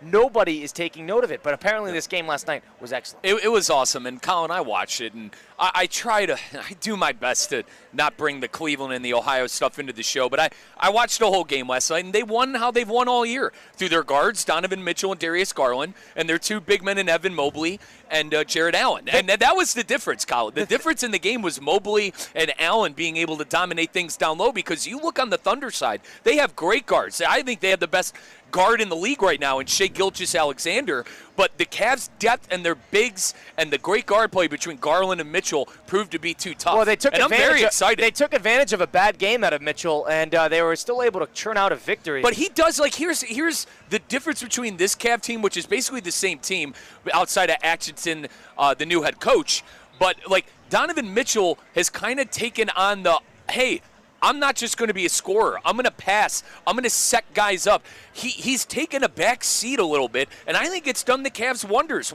to have their depth show up and show out instead of Donovan Mitchell having to go crazy every single game. So I think the maturity factor of Mitchell is on display. And to your point, even though he had a bad game last night, he was still doing other things like giving the ball up and passing and knowing that he wasn't having a good game and being able to take a step back. Egos are checked at the door, and I think that's a big thing to the new head coach that you were so very high on before the year. Yeah, Kenny Atkinson, somebody who was lauded from the Golden State tree, has had success over at the Brooklyn Nets when they made the postseason before they made all those trades for James Harden and Kevin Durant. But the Cavaliers, they're 32-4 now. So a team that is talk about a historic pace, not only for the franchise, but in the sense of NBA history. And fair play to you, because you took the over on the season. You're going to cash that in February. Yeah, I'm going to get that before All-Star break. Honestly, God, you're going to cash that in February. So I think it's good for the league, too. Like, some new blood, right? I know that I always am under the umbrella of dynasties are great. Dynasties either take one side or the other, but I think with the Thunder and the Cavs, maybe we saw a finals preview. Would that sell good? I'm not too sure on that end, but I know that Cleveland will always give the NBA a good rating, and at the same time, the Thunder, a team that really didn't get over the edge with Kevin Durant, Russell Westbrook, and James Harden because they had the Miami Heat in the way, and then the Golden State Warriors came out of nowhere. So I think, Colin, these are two really good fan bases, and I think it's good for the NBA that these teams are good. I've tuned into a couple of Cav games this year. And I guess the one question I have is outside of, how good Garland is and how good Mitchell is, I don't know how much I trust the depth. Evan Mobley, of course, had a great year. They've had a great game, but, you're going to be relying on Ty Jerome and Max Strus to be hitting big shots in the end of the game. I'm not sure how much I trust Colin, it's going to be Garland and Mitchell taking the big shot. But to your point, they needed three. They needed three. I mentioned those guys. I was talking about the depth, and you're going to be relying on those guys to I don't know if that's a reliable bench. Well, what about Mobley? Mobley is Mike, yeah, the starting lineup is good. They have two guys who they play consistently on the bench. Well, LeVert. You're forgetting about Karis LeVert, too. LeVert's been great. Add him to the list. Another guy who I'm not sure if we could trust. I think in the post. That is their big problem. You don't trust their depth. That is the one problem with Cleveland is I don't know how much I trust that depth. My thing is I think they're fine on I think they got enough guys. Colin, they don't have a three. They don't have a true number three that could guard Jason Tatum. They also have no backup big. Who's their backup bigs that they love? They don't have anybody to come in off the bench for Mobley and Allen. But I trust Atkinson to maneuver around that. Yeah, no, don't you trust him to maneuver around it? Mismatches come, and if somebody twists an ankle in the second round of the playoffs. As a fan of the squad, I'm worried about guarding Brown and Tatum because that's the only team that could beat this Cavs team. I think Brown and Tatum. Who are you going to throw on him? Karis LeVert? Oy vey. You're going to put Mobley on him. And then you're going to get beat off the dribble on the first step. So, that's what I'm worried about. And I think at the deadline, the Cavs they're going to be able to maybe go out and get a defensive specialist. Now, what are they going to have to give up? Do you want to pull strings from a 32-4 team right now? I don't know.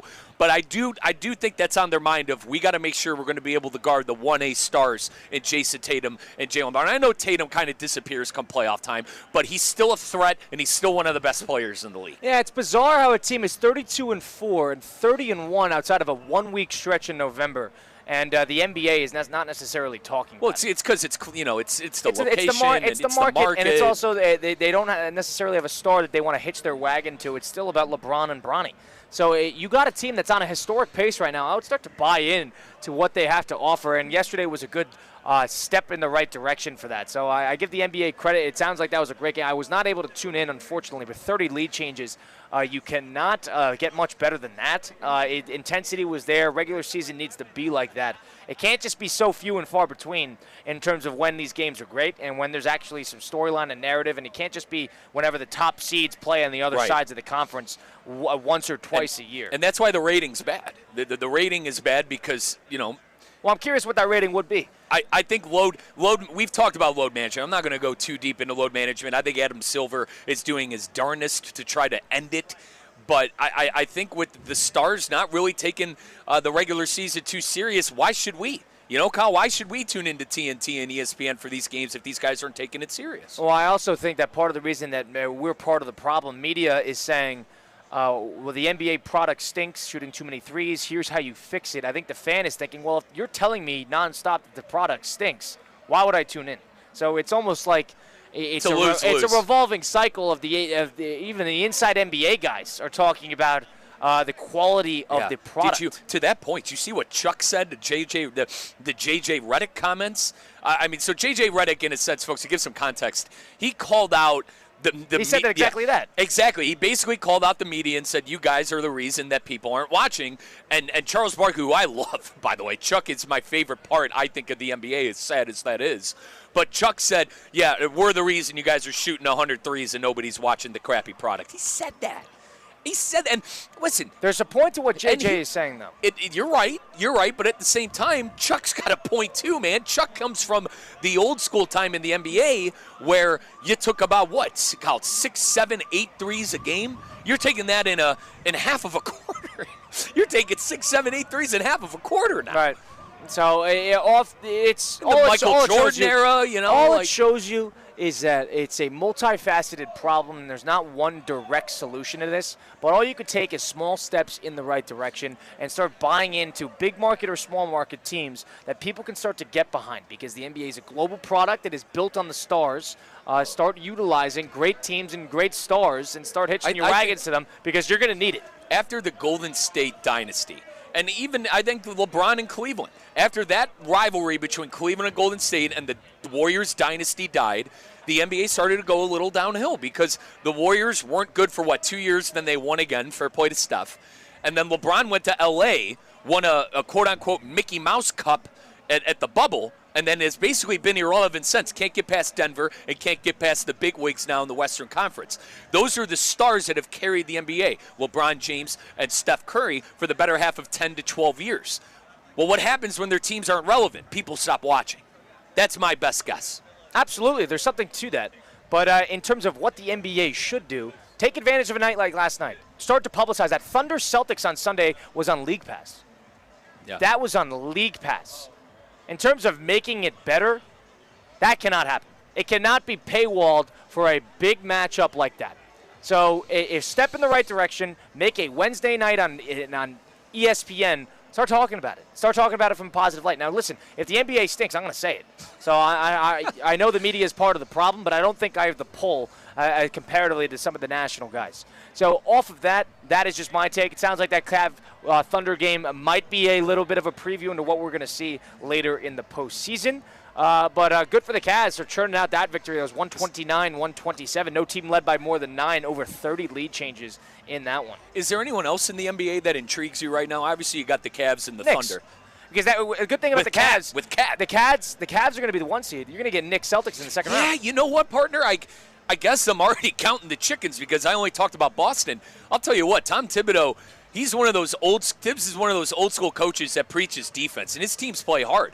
And let's not forget they beat that I know it was 2 years ago, but they beat that Cavalier team 2 years ago in a playoff series and really kind of fought their way into the conversation of, hey, we're a team in the East and we're going to have to be relevant. And I love players like Josh Hart, would you agree, that do everything. They rebound, they defend. I think players like Josh Hart are kind of not at the forefront of the NBA, but you need more guys like Josh Hart who play defense and play his ass off. It's nice that the Knicks fan should finally change their tune on how they view that Karl Anthony Towns trade. How do you think Minnesota feels that they've kind of dwindled off the tracks a little bit after their best year in their franchise in 20 years with the franchise? They traded Karl Anthony Towns. It wasn't really a great move, and people were questioning it on both sides. So why would you trade Randall? He's kind of the heart and soul of that team in terms of how he plays. Why would you get rid of Cat? Is he too expensive? And then all of a sudden now Cat goes into New York and he's an immediate factor, and he's not shooting. He shoots threes, and he's always a threat. But it's almost like he's not shooting 11 threes a game. He shoots when he's open. He shoots when he has opportunities. He's kind of embodied New York more than people give him credit for, and I think the Knicks are much better off because of it. And now all of a sudden, any series they're in, because it's star power, they can kind of match up in a sense. To that point, I didn't think the Cat thing would work out in New York. But fair play to Karl Anthony Towns for, I think, doing what Donovan Mitchell did, taking a step back and buying into the culture, buying into what Thibodeau is preaching and what the Knicks are preaching. reaching. He's having a great year. And I think he got a bad rap in Minnesota. I think he was the fall man for a couple of things in Minnesota. I know Minnesota had success in the playoffs last year, but I feel like when things would go wrong, the finger would always be pointed at Karl Anthony Towns. So I like that he found it, and maybe I'm biased because of Kentucky basketball, Colin, but I'm happy he found a home in New York, and they're certainly a top 3 team. I don't think they're on the level of Boston and Cleveland at this point, but that doesn't mean they can't get there. Well, the East is a little top-heavy, so they got those 3 teams and then kind of the rest of the crowd. And then that's why Heat fans, like, I know I kind of pooped on the organization of this is probably the worst spot they've been in since the Big 3 left because you don't have the 1A star. But with how open the Eastern Conference is, you could win a playoff series. You could, have a season that shows your fans of, hey, we have something to look forward to the future. So the East is wide open. Now, unlike the Western Conference, which is very competitive. I don't know how good some of those competitive teams are. Maybe it's because they're playing each other so much. But if we're going to pure wins and losses, the West certainly has the more competition. Yeah, the NBA might, if they play their cards right, if they handle how they're going to portray these teams in the national media and get these games where people can watch it and people can tune in, the NBA has a chance to have a pretty good postseason. Boston versus the Celtics in the first and the second round of the playoffs. You're going to have some good matchups over in the Western Conference throughout, especially with teams like Denver that are going to be like the 5 or the 6 seed. So off of that, I think the NBA has an opportunity there. So take advantage of that. The NBA had a good day, a rare good day yesterday. We continue on the program. We're going to give our keys to the game, who we think is going to win, what's the score going to be, and the implications at hand at the Capital One Orange Bowl outside Hard Rock Stadium. We're at FanFest. A lot of Penn State here, starting to see a little bit more green strolling through with all the Notre Dame fans. It's hard to miss with that illustrious colors in the gear that Notre Dame has. It's really nice. I'll give them that. But we give our keys to the game, who we think's going to win. Stick around for it on Russo and Rizzo, ESPN 106.3. Live from the Anajar and Levine Accident Attorney Studios. Anajar and Levine Accident Attorneys. Call 1-800-747-FREE. This is ESPN 106.3. At St. Lucie Battery and Tire, batteries came before tires. We've been selling and servicing all types of batteries for over 50 years. So when you need a battery for nearly anything, we have it, as well as the fast professional installation you need. We carry premium batteries for all your needs: automotive, commercial, marine, RV, and specialty. We also offer delivery and on-site installation, serving our customers quality products for over 50 years in the home of honest, reliable service. Go to slbt.com and book your next appointment. Calling all sports fans, grab your MVP card and head to Duffy's where you can catch all of the action. Not an MVP? Sign up for free and start earning rewards today. Duffy's is voted the best sports grill year after year with their award-winning burgers and wings. Don't forget about Duffy's famous 2-for-1 drinks all day, every day. And with over 80 TVs in every location, you'll never miss a minute of the game. Visit Duffy'sMVP.com to learn more. Duffy's, our game is always on. Welcome into the Kaiser Sports Update. I'm Kate Chumsland. Looking back on the last month of Seahawks athletics, the football team's historic run came to a sad ending on December 21st in the NAIA National Championship, losing to undefeated Grandview 35-7. The Vikings got out to an early 21-0 lead, and Kaiser simply could not do anything about it. But that final loss does not take anything away from the phenomenal 12-1 season for the Seahawks, who are looking to keep their dominance in 2025. From outdoors to indoors, the Kaiser basketball teams are both working on winning seasons. The men's team is 12-2 and ranked 21st in the country according to the last coaches poll, and the women's team is 8-5, 4th in the Sun Conference standings. You can catch out the Seahawks on the hard top this Saturday afternoon as both teams host Weber International. For more Kaiser athletics scores and updates, head to KUSeahawks.com.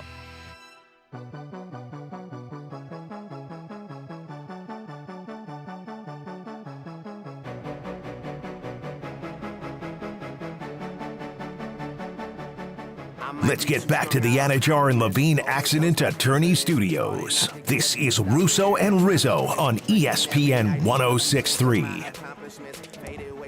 Capital One Orange Bowl kicking off in just under 2 hours. We're live here at FanFest outside Hard Rock Stadium in Miami, Florida. It's Russo and Rizzo on ESPN 106.3. If you missed any of the show today, want to listen back, go to Russo and Rizzo on Apple, Spotify, wherever you get your podcasts, or tune in live. See our pretty faces on the live stream. We are here. We are live. We are in person on YouTube. X and Facebook at ESPN West Palm, so go watch and tune in there. Penn State, Notre Dame kicking off 2 hours from now. Two teams, two programs with a lot of implications in terms of where they are viewed in the national spotlight. How good are they? How good can they be? And really, where do we hold them in terms of caliber of college football playoff teams? A lot to gain. Marcus Freeman and James Franklin, two coaches that are kind of awaiting to take the next step, whether in their careers but also in the legacy side of things. So a lot to happen today. Mike, your keys to the game, what do you think is going to happen? But more importantly, what is the key to this game going in one direction or the other? My key to the game is win the line of scrimmage. I think both teams are very sound up front.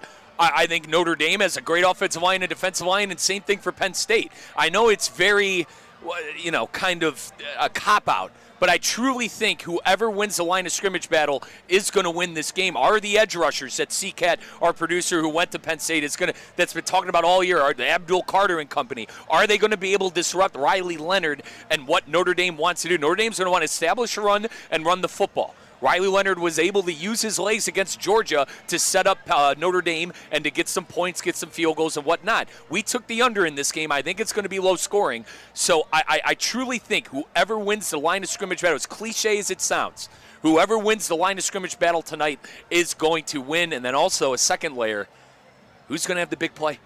Who's going to have the big play? Who's going to have the big momentum switch? And who's that going to be? I think it's going to be Penn State. I think Penn State defense is better than Notre Dame's defense. I think they're going to pick off Riley Leonard, or they're going to get a fumble, and they're going to take advantage of that turnover. I like Penn State in this one. I know I already did score predictions on Theoretically Speaking, but I like Penn State in this game 21-17. I like the under, and I think Penn State takes advantage of a couple of mistakes. And to be fair to Notre Dame, right, they really haven't made mistakes yet. They had a great game against Indiana. They had a very clean game against Georgia by my surprise. And give credit to Marcus Freeman where it's due.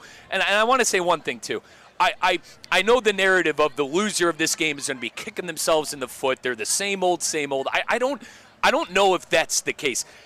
Specifically for Notre Dame because they beat Georgia. If Penn State loses, sure, that's going to be there. But I think it's going to all depend how Penn State loses. If it's close, if it's a blowout, obviously Franklin's going to get some heat. But if it's a close game, I don't think that it's going to be the outcry that we're all thinking. Notre Dame lost their best offensive best defensive lineman in that first game against Indiana. Jeremiah Love has been in and out, not healthy. Really for the better part of the second half of the year, and they are having a quarterback where I guess everybody in the building knows that he is not an elite thrower of the football. So in terms of advantageous playing to your strengths, I think people would give Notre Dame credit for what they have accomplished thus far. I agree with you on that sense. In terms of keys to the game, what needs to happen, I would say the first team to blink is going to lose this game. The first team to blink is going to be a staring contest for the first half of this game, similar to what Notre Dame-Georgia was. And it's going to be a battle of field position, a battle of trying to establish what you're trying to do offensively, establishing the run, establishing a little bit of a methodical drive here and there. And the first one to blink will be the one that falls behind and is ultimately trying to play catch-up against the better team. So off of that, that is going to be my key to the game. Who is going to make a mistake first? Who is going to trip up first? And to your point, recency bias says it'll probably be Penn State because Notre Dame was able to play clean football against probably the best opponent. All you need is one play. All you need is one play. I mean, all you need is one play. Let's call it for what it is. Notre Dame beat Georgia. Penn State beat Boise State and SMU. You know what I'm saying? But you got to play the games. So ultimately, you got to play the games. You got to play up front. You got enough close of talent gap to make. All it takes is one play. One singular play that will be the difference maker in this game. And for that situational in-game coaching, favor advantage Marcus Freeman. And I think off of that, I would take that. I would take Notre Dame. I think both of these teams are so similar in everything they do, defensively, offensively. They want to establish the run. They have veteran quarterbacks. They have a top 5 defense in the country. I hope this is the game that's going to kind of be the forefront for the college football playoff of the best one out of the bunch. Because we have not seen close games and fun games outside of Arizona State and Texas. I mentioned earlier in the show, Ohio State is that hot team right now. We'll see what happens on Friday. We got to take care of this game first. I think it's going to be a very close game down to the bitter First end. one, situational coaching. James, do we trust in terms of Probably mental not. fortitude, keeping your cool, staying in the game plan, not getting off track, sticking to the plan, your identity, who do you favor more? Who is more susceptible to kind of getting cute? That, to me, would be with James Franklin. James Franklin, even in the SMU game, early in that game, and even early in the Boise State game, there was always a drive or two here and there where you are so confused on why he is trying to get cute, trick plays, go for it on 4th down, doing this, doing that.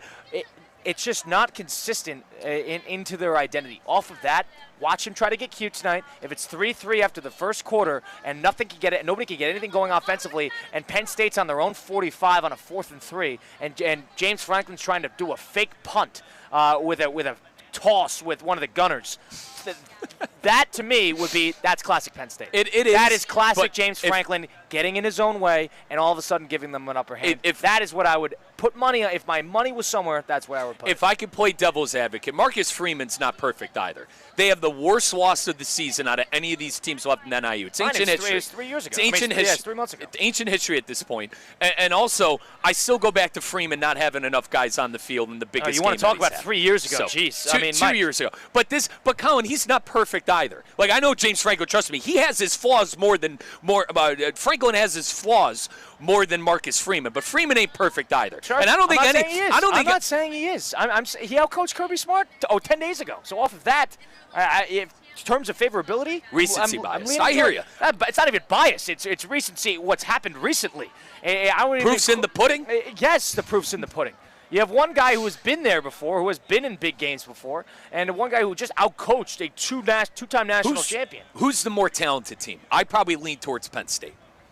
Who is worse at playing to their weight class? Penn State. Penn State. Has to be. And has Penn State beaten anybody in their weight class? I think both are true. I think Penn State has more talented players, but they have been known to kind of fold in spots like this. I would agree with that. Penn State has shown an inability to play to their weight class. The one time that I've seen it a little bit, and they never even got it within one possession, only one drive late in the second half, was that Penn State-Oregon game. Yep. So, and they were down from multiple scores for the majority of that game. So off of that, I'm not sold in the fact that they could really punch to their weight class or punch above their weight class. Now, that's not saying that I think this is going to be 20-0 Notre Dame, but I think off of that type of, all right, you're playing with a head honcho here, you're playing with a big bull, let's try to get cute. That's just really, my gut feeling is that Franklin is going to get in his own way tonight. I think you're going to be talking about the coaching more than the talent discrepancy. Off that, too. Clock management's going to be a thing. Field position is going to be a thing. You're going to be seeing the punters in this one. How healthy is Abdul Carter going to be? Right. So I think these are all things we're going to have to be considering heading into this game. And the one thing I want the listeners to know, my big thing in this game, I think both of these teams are so doggone similar. And I think they got here in similar fashion of not the flashiest quarterback play, but clean. Not a lot of turnovers. You mentioned Aller not having a lot of turnovers. My head always goes to the Buckeye game where they couldn't punch it into the end zone and the costly turnover in the end zone. That's just one game. But Aller it was also a great defensive play. And Aller has played clean football. Leonard has played clean football. Great offensive line, great defensive line, top 5 defenses. Let's hope that this is going to be the game that's going to set the precedent. And Colin, the more not to change the subject here, but the more I see, I'm seeing a lot more Notre Dame fans too. Yeah, maybe they're strolling in late. I'm seeing a lot more Notre Dame fans here because I agree with you. The early synopsis was this is going to be a whiteout for Penn State. But the Notre Dame fans are coming in droves right now. Yeah, we're live at FanFest outside Hard Rock Stadium. Theo Dorsey, on Theoretically Speaking, which you can hear 2 to 4 weekdays on these very airwaves, was hosting the actual stage aspect of FanFest. And I haven't talked to him about what his read was, because since he's seeing from a higher ground. But based on the lines, maybe it's the Penn State side of the building. This is a lot of Penn State, but more and more Notre Dame is starting to stroll through here. It's hard to miss Notre Dame clothing and attire. But I would say in this point in time, favor Penn State. But there's also reports of Notre Dame having to deal with the flu. And the reports were that it was just backups and special teamers who have been suffering from a flu. Wow. So if it's just backups and special teamers, that tells you that there's probably some crucial pieces here and there that they do not want to air out that are probably a little under the weather. So off of that, I don't know if that will be a consideration. It was apparently a problem in the Indiana game. Didn't look to be. Nothing IV and a little will to win some smelling salts can't fix. So we'll see if they can adjust to that. I know that's it's going to be a problem. I know it's going to be like 50 degrees, but maybe that 65, 70 degree sun is all the Notre Dame team needed to sweat that thing out today. Maybe. I don't know. And this is a chilly day for South Florida, but this is probably paradise for both these teams. Yeah. Comparatively. The rest of the United States is in terrible shape weather-wise. It's a snow globe everywhere else outside of our beautiful patch here in South Florida. Yeah, it really is. So Penn State, Notre Dame today. You're a 21-17 in favor of Penn State. I mentioned to you, I think Drew Aller has a drive late in the game, be it a la field goal or a touchdown. In my score prediction, it's going to be a touchdown, but I think a late score by Penn State is going to be what does Notre Dame in tonight. 20-14 final score is my score in favor of Notre Dame. I think this will be first to flinch, first to bite, first to go for the bait. That will be Penn State in my book. I think that early strike and then a little bit of playing from behind the rest of the way. I don't anticipate this being lead changes back and forth. I think you'll have a couple intense drives towards the end of the game, but ultimately I think this will be first to flinch, first to screw up, and then all of a sudden you're playing out of schedule, out of rhythm, off track, and then that will be the deciding factor. And selfishly, I hope Christian, our producer Christian Cat, Penn State alum. He's into it. He's into it. I haven't seen him in it. He's been to all these Penn State games. Yes. And he was at the Big Ten championship game. He was at the first round game in their building. He's been at a lot of these games, so I haven't seen him in a game day environment. He doesn't look too antsy. He's standing here right in front of us, but he's a Penn State fan. He's an alum himself, but I could tell he is nervous. Yeah. I could tell he is nervous. He's doing better than I would be. I could tell he is nervous because I think he thinks what everybody else is thinking, in that Penn State hasn't necessarily fought somebody in their weight class yet. So here's your opportunity to fight somebody in your weight class, and we'll see how you respond. And to that point, Colin, they did early on in the year and failed. They did one time this year, and they really they failed on it. And you could even mention the USC game. Now, Colin, I know USC had a bad year, but that was still a football team that had some talent on there. And they had to have their tight end go Heisman. Warren, they had to have Tyler Warren go Heisman in that game to win that. Advantage to Penn State as well. They probably have the best offensive non-quarterback player on the field. Some people might say it's Jeremiah Love. I would say probably it's Tyler Warren. They use him early and often. They use him in passing, rushing, receiving. He is an ultimate superstar. He's an NFL pro as well. So they're going to use him. He's going to be their go-to in the red zone. And if Notre Dame can stay in front of him, that would be a key to the game as well. Who's going to be the more physical team tonight? I think it's going to be pretty dead even. Really, I agree. I think that rushing attacks are going to be pretty dead even. It's going to be a matter of making mistakes. That's why I go. That's why my biggest key to the game is the line of scrimmage. And we need that. We need that. We want that. We do. If we're working for the under, that's what we want. Yeah, we want 3-3 at halftime. We want this thing mucked up as much as possible. We want 3-3 at halftime, and we want 10-7 going into the fourth quarter. So off of that is what I'm going to be rooting for. But I would favor on the side of Notre Dame. Penn State's got to fight somebody above their weight class. This is no longer the tune-up rounds, and they showed a little bit of promise against Oregon. I'll give them that. And but it took them coming down. They were 28-10 down in that game. So the bad starts is not going to fly against this team. Devil's advocate too. I think Oregon got comfy in that game. Now, listen, I'm not trying to take anything away from Penn State and the way they played. And Oregon's defense was not any good, and Ohio State is a prime example. Correct. So I don't know how tuned in that Oregon team was in the second half, but listen, the score is what the score was, and Aller, I think he turned it around after that game. And not to say he had a bad year, because he didn't, but I think that Oregon game was Drew Aller's foot in the sand of, listen, it's time for me to start making plays and being the reason we're going to win games. A la it was SMU and Boise State, but Aller was the best quarterback on the field that day. I think NFL draft analysts are kind of hoping that Drew Aller is going to put on a bit of a show tonight, because I think the draft needs somebody like him, because if he puts together a good showing in this game and maybe the next, he is going to thrust himself into some professional football player conversations, despite already having declared going back to Penn State next year. Sometimes you have to capitalize when the iron's hot. And if the iron's hot with Penn State, there is no better time to take advantage, especially with a questionable quarterback class that's just highlighted by Cam Ward and Shedeur Sanders. So, and I think those are two guys, especially Shedeur, who are not going to, I guess, favor well once the character study. Like, he's just not. the character side of Shedeur has not been great. No. And whether he cares about the team or not. So if they need another guy to thrust himself into a quarterback-needy team, it might be somebody like Drew Aller. So don't hold that back. You got me thinking a little bit. 3 out of the 4 teams that are left. You got Will Howard, Quinn Ewers, and Drew Aller. All 3 quarterbacks have a chance to really drive their draft stock up. And I could argue Will Howard kind of has already done that, beating Oregon the way that the Buckeyes did. He's shown himself to be draftable. Draftable's the word. And before the playoffs started, the things Quinn Ewers were hearing from NFL scouts was go back to school. And how about what happened today with Carson Beck? Carson Beck's in the portal. Now, to bring things full circle, could something similar happen with Quinn Ewers after they get knocked out? If it's after the semifinal or the national championship game, because Arch Manning's in waiting, making about $6.5 million in NIL. So 3 quarterbacks that are left in the playoffs right now have a chance to go legend and to get that draft stock higher. Yeah, and strike with the irons hot. This is not a great draft class. Take advantage. Next year is going to be a crowded room. So if you're to strike at the right moment and to take advantage when your team is playing well in these type of games, this is the opportunity to do it. Everybody's watching. There's probably 500 professional scouts here.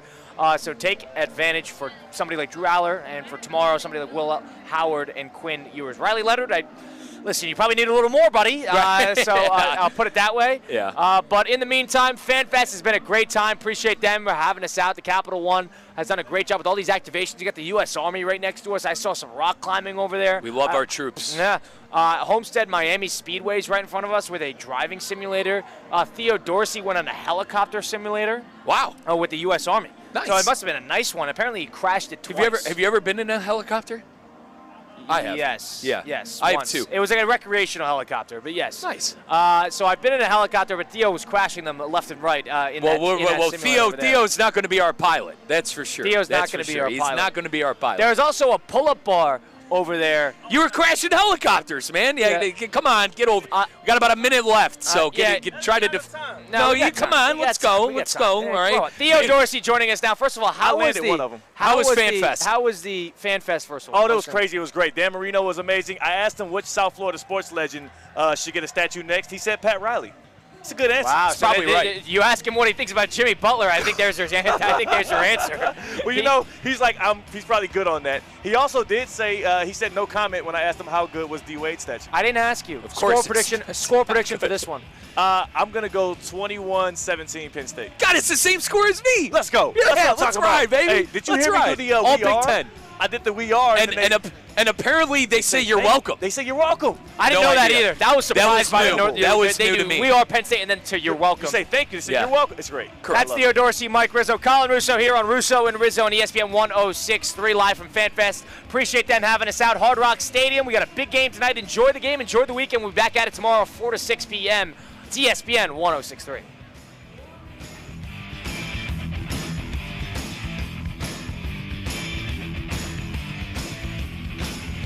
Huddle up and catch all the playoff action at Hurricane Grill and Wings, where every day is game day. We're serving up the flavors you crave, from our refreshing new cocktails to our famous wings that are always better with Pepsi. And with our happy hour deals, you'll win all day.